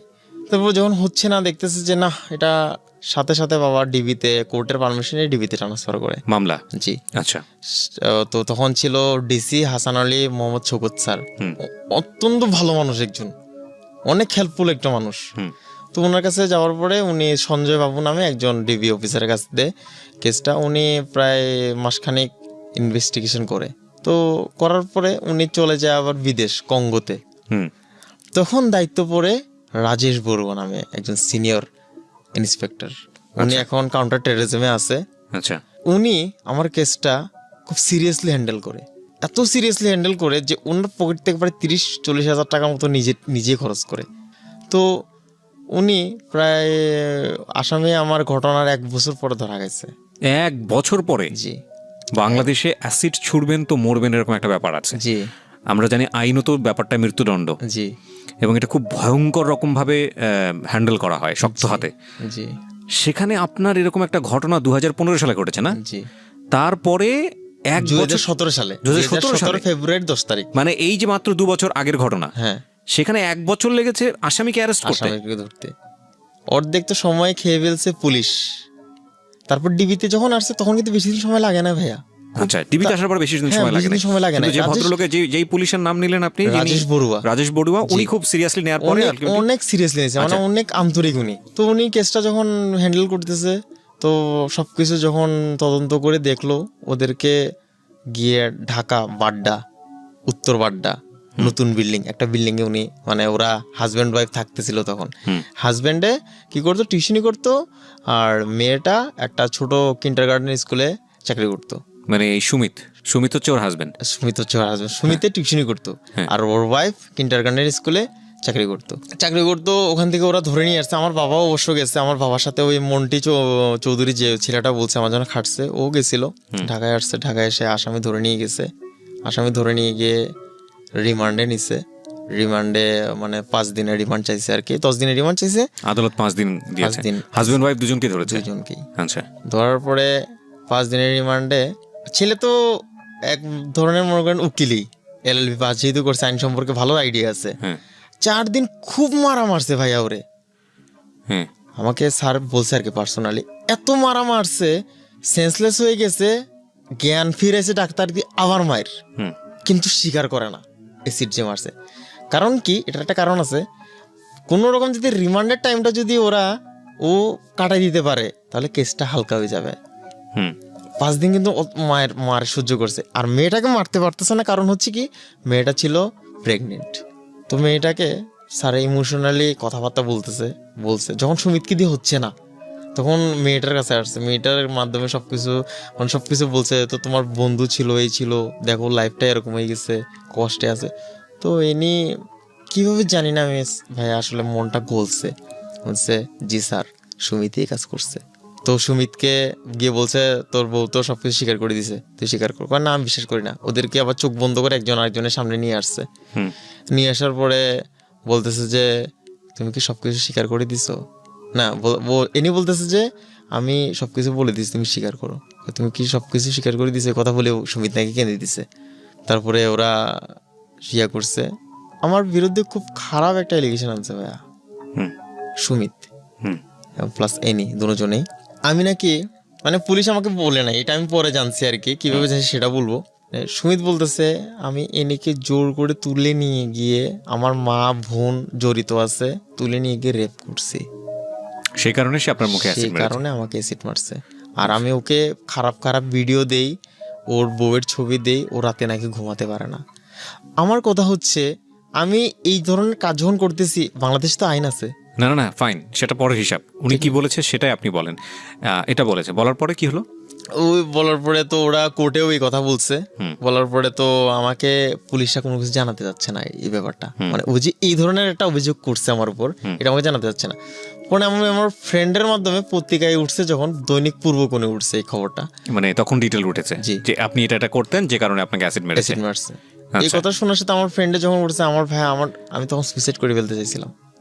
এই কাহিনী যখন পেপারে পত্রিকায় আসছে, আমি সুইসাইড করে ফেলতে চাইছিলাম। আমার মা কিভাবে বুঝে আমারে ধরে ফেলছে যে তুই এই ধরনের কাজ করিস না, ওরা যাই বলুক তুই এই ধরনের কোনো করিস না, কারণ তুই এখন যদি আত্মহত্যা করিস তো এইগুলো পাবি না, ওইগুলো পাবি না।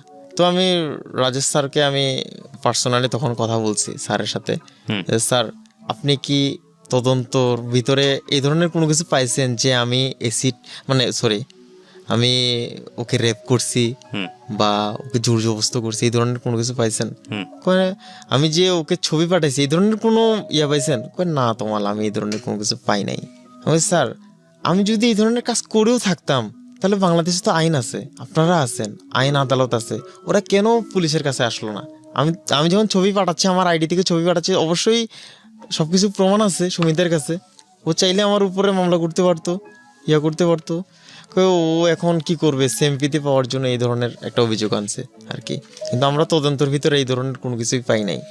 বিষয়টা কি দাঁড়ালো, তার মানে ও স্বীকার করেছে যে ও অ্যাসিড মেরেছে? জি। ওকে ফাইন, সেটা তো আমরাই বলতে পারি যে প্রথম কথা হচ্ছে আপনি যদি সবকিছু করেই থাকেন, সেটার জন্য সে আইনের দ্বারস্থ হবে, সেটা অন্য হিসাব।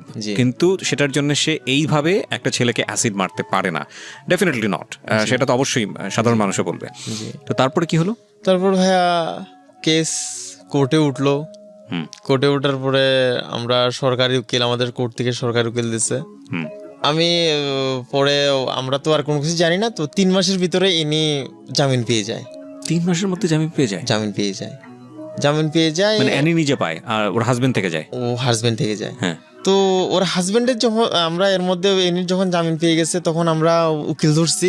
তখন নিজেদের উকিল ধরেছে? হ্যাঁ, পার্সোনালি উকিল ধরছি। উকিল ধরার পরে ও একদিন স্পেশাল একটা ডেট পড়ে, মানে সুমিতের জামিনের জন্য।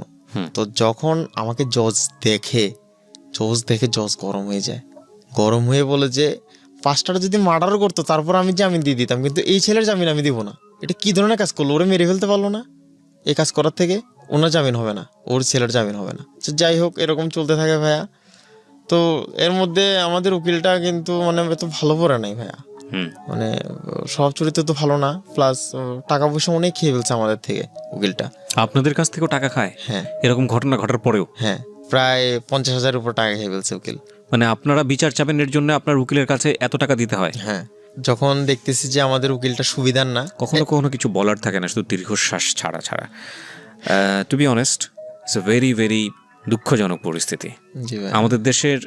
আমি with due respect to our court এবং সম্মানের সত্যি বলি, কারণ কোর্ট নিয়ে কোনো কিছু বলা সেটা আদালত অবমাননার পর্যায়ে পড়ে কিনা আমার জানা নেই, তবে আমি সম্মানের সহিত বলতে চাই সেটা হচ্ছে যে আমাদের বিচার পাওয়ার জায়গার যে আস্থাটা, বিচার হবে একটা দেশে, এই যে আস্থার জায়গাটা, এটা নিয়ে আমাদের বহুত কাজ করার আছে। সম্মানিত বিচারকগণ যারা আছেন তারাই করবেন নিশ্চিতভাবেই, তবে আমাদের মনে হয় যে 21 শতাব্দীতে আমরা যেই পৃথিবীতে বসবাস করি বা আমরা আজকে উন্নত বিশ্বের কাতারে যেতে চাচ্ছি, সেখানে আসলে যেই ধরনের বিচার ব্যবস্থার মধ্যে আমাদের নাগরিক অধিকারের জায়গাটি সুনিশ্চিত হওয়া দরকার, সেই জায়গাটা আরও অনেক বেশি উন্নতি করার প্রয়োজন আছে বলে আমি মনে করি। এটা আমার ব্যক্তিগত অভিমত। যাই হোক, বলেন তারপর। 11 মাস পরে সুমিতির জামিন হয়ে যায়। সুমিতির যখন জামিন হয় তখন আমরা জানি না, ডিসেম্বরে কোর্ট বন্ধ থাকে 1 মাসের জন্য, সেই সময়ে ওর জামিন হয়ে যায়। এর আগে জামিন হয়ে যায়, আমরা কিছু জানি না, কোনো কিছু জানতে পারি না। পরে যখন আমাদের হিয়ারিং পরে, কোর্ট হিয়ারিং পরে, তো আমরা জানতে পারি যে সুমিতের জামিন হয়ে গেছে। ইন দ্য মিন টাইম কি আপনাদের চার্জশিট হয়ে যায়? চার্জশিট হয়ে যায়। চার্জশিট কি ওর জামিনের আগে হয় না জামিনের পরে হয়? জামিনের আগে হয়। এটা আপনার সুমিতের কথার কথা। জামিনের আগে হয়, এনির জামিনের পরে হয়। সুমিতের জামিনের আগে চার্জশিট হয়ে গেছে, এবং চার্জশিট তো আমি দেখেছি, জি সেখানে স্পষ্ট ভাষায় ওরা হচ্ছে নন সেন্ট আপ, মানে হচ্ছে ওরা দুজনই আসামি। জি ওখানে উল্লেখ করা আছে যে প্রজাপতির ডানা যে আইডি যে কথাগুলো আপনি বললেন, সেখানে বিস্তারিত কথা বলা আছে। জি, তারপরেও ওর জামিন হয়ে যায়? জামিন হয়ে যায়। ঢাকা হাই, এখান থেকে তো আর নিতে পারে নাই, কারণ আকবর রশিদ মিদা স্যার যিনি জজ, উনি ডাইরেক্ট রিপোর্ট করে দেয় উনি ওখান থেকে জামিন পাবে না, চিরং থেকে। ওরা কি করে ঢাকা থেকে জামিন নেয়, হাইকোর্ট থেকে। হাইকোর্ট থেকে জামিন নেয়? জি। আচ্ছা, তারপর? হাইকোর্ট থেকে জামিন নিয়ে হাজিরা তো প্রতি মাসে একবার পরে হ্যাঁ। জামিনে, ও জামিন পাইছে পর্যন্ত আর কোনো হাজিরা দেয় না। এইভাবে 3বার, মানে কোর্টের মানে নিয়ম। তো একবার হাজিরা না দিলে সঙ্গে সঙ্গে ওর বিরুদ্ধে ওয়ারেন্ট হবে? না, 3বার। না, এটা আমি যত জানি একবারই করতে পারে কোর্ট। একবার হাজিরা না দিলেই কোর্ট করতে পারে, ওয়ারেন্ট করতে পারে। এটা আমার সঠিক জানা নাই ভাই, একবারই করতে পারে। হ্যাঁ, মানে 3বার হাজিরা না হওয়ার পরে গিয়ে অ্যারেস্ট ওয়ারেন্ট দিচ্ছে। অ্যারেস্ট ওয়ারেন্ট দিচ্ছে, ততদিনে তো আসামি দেশ ছেড়ে পালাই গেছে। পালা গেছে বলতে আপনি নিশ্চিত হলেন কিভাবে? এটা যে তদন্তকারী অফিসার উনি বলছে, ওনার নাম হচ্ছে রণেশ বড়ুয়া। আচ্ছা, উনি বলছে যে ওনারা দেশে নাই, ওনারা দেশ থেকে পালাই গেছে। মানে উনি আর ওনার ওয়াইফ দুজনেই Wife। কোথায় গেছে? ইন্ডিয়াতে চলে গেছে। তো আমি বলছি এখন কি কোনোভাবে আনা সম্ভব না? ওই যে আপনারা আগে বিচারটা রায় হয়ে যাক, তারপরে যদি ইন্টারপোলের মাধ্যমে আনা যাইতে পারে। তো বিচারের কি অবস্থায় আছে? বিচার এখনো শুধু আমার বাবার সাক্ষী নেওয়া হয়েছে। সামনে আগস্টের 25 তারিখ আমার সাক্ষী নেওয়া হবে। সব সাক্ষী নেওয়ার পরে আরো মিনিমাম না হলেও বছরখানেক যাবে এই কেস। With due respect to the court, বিচারক যে রায় দেবেন সেটাই হচ্ছে চূড়ান্ত রায়, এরপরে আর কোনো কথা বলার নাই। আমরা আমাদের অনুষ্ঠানে এখানে যেই মানুষটিকে এখানে তুলে ধরলাম, আমাদের অনুষ্ঠানে যে প্রথমেই যে কথাটি বলার আছে ডিসক্লেইমারের জায়গাটিতে, বা আমি শুরুতেই যে কথাটি আপনাদেরকে বলেছি, সেটা হলো যে এই অনুষ্ঠানে উনি যে কথাগুলো বলছেন সেটা তার জবানবন্দি হিসেবে ব্যবহার করা যাবে না। তিনি কতটুকু সত্য বলেছেন, কতটুকু মিথ্যা বলেছেন, এই জাজমেন্টে যাওয়ার সুযোগ আমাদের নাই, বিকজ এটার কাজ শুধুই কোর্টের। উনি কিছু এভিডেন্ট নিয়ে এসছেন, ওনার লাইফে যে ঘটনাগুলো ঘটেছে সেগুলো তিনি বলেছেন, এবং সেই প্রেক্ষাপটে আপনি ঘটনাগুলোকে বিশ্বাস করতেও পারেন, বিশ্বাস নাও করতে পারেন। আপনি মনে করতে পারেন উনি দোষী, মনে করতে পারেন উনি নির্দোষ। কিন্তু আমরা যেই জায়গাটিতে ফোকাস করেছি সেটা হলো যে ওনার প্রতি যে অত্যাচারটি হয়েছে, সেটা যেই ঘটনার প্রেক্ষাপটই হোক না কেন, যাই করে থাকুক না কেন, সে বিষয়ে তো রায় আসলে কোর্টই দেবেন, সম্মানিত কোর্ট। কিন্তু কথা হলো যে এটা তো একজন মানুষই করেছে। ওনার ফেসে যে অ্যাসিডটা ছুঁড়ে মেরেছে, এটা তো একজন মানুষই করেছে। কি বর্বরচিত কাজ, কি ভয়ঙ্কর রকমভাবে, কি জিঘাংসামূলক কাজ, আপনি না দেখলে বুঝবেন না। ওই যে উনি বলছিল কথায় কথায় যে প্রথম যিনি জাজ ছিলেন উনি বললেন, না আমি তো জামিন দিব না, এটা মেরে ফেলতো তাও আমি জামিন দিতাম। এই ছেলেকে তুমি এরকমভাবেই করলা কেন? তো মেরে ফেলা উচিত ছিল। ওকে তো জীবন্ত মেরেছে, মানে প্রত্যেকটা মোমেন্টে মেরেছে। আমি আবারও বলছি, আমাদের অনুষ্ঠানের উদ্দেশ্য এখানে সুমিত দোষী না নির্দোষ সেটা প্রমাণ করা নয়।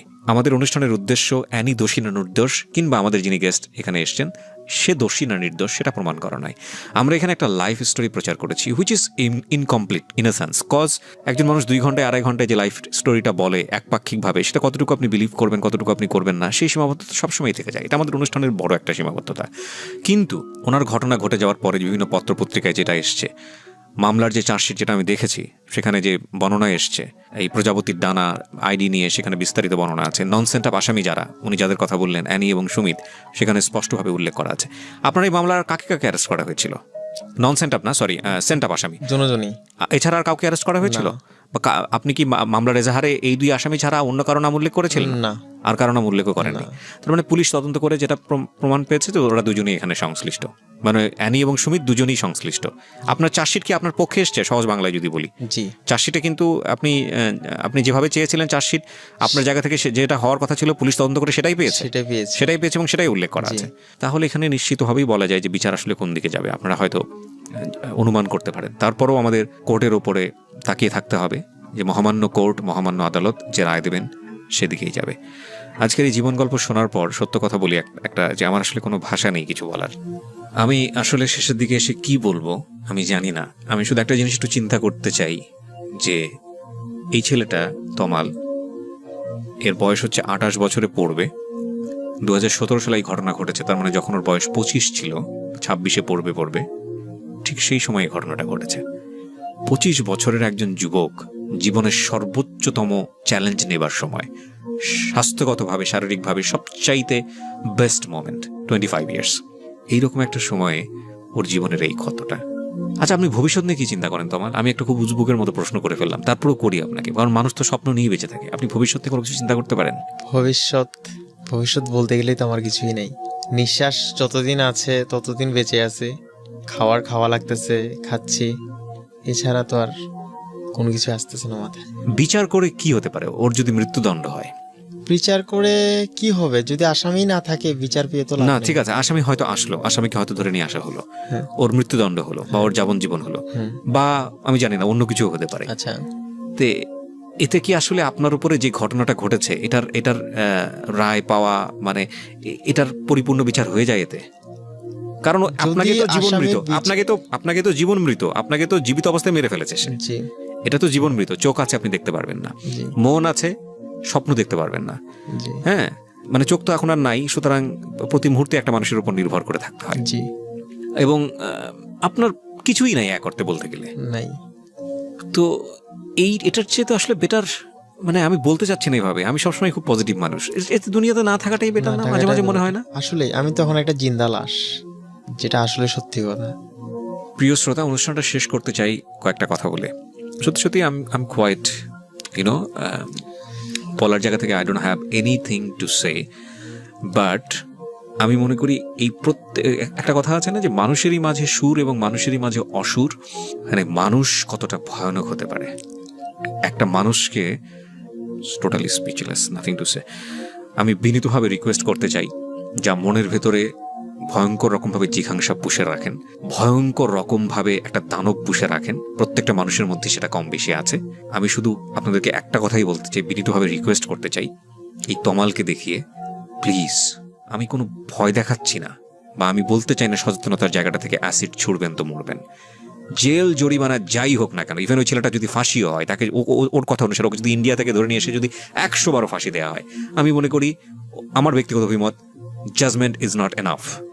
কজ ও যত বছর বেঁচে থাকবে, তমাল যত বছর বেঁচে থাকবে, ও প্রত্যেকটা মোমেন্টে মরবে, প্রত্যেকটা সেকেন্ডে মরবে। ও না আছে কোনো ফিউচার, ও না আছে কোনো কিছু। কজ আপনি চিন্তা করে দেখেন, একটা মানুষ বেঁচে আছে, তার স্বপ্ন দেখার সাধ্য নাই, একটা মানুষ বেঁচে আছে, তার কিচ্ছু করার কোনো সাধ্য নাই, তাহলে ওর জীবন এটা, মানে এটা কোনো জীবন হলো?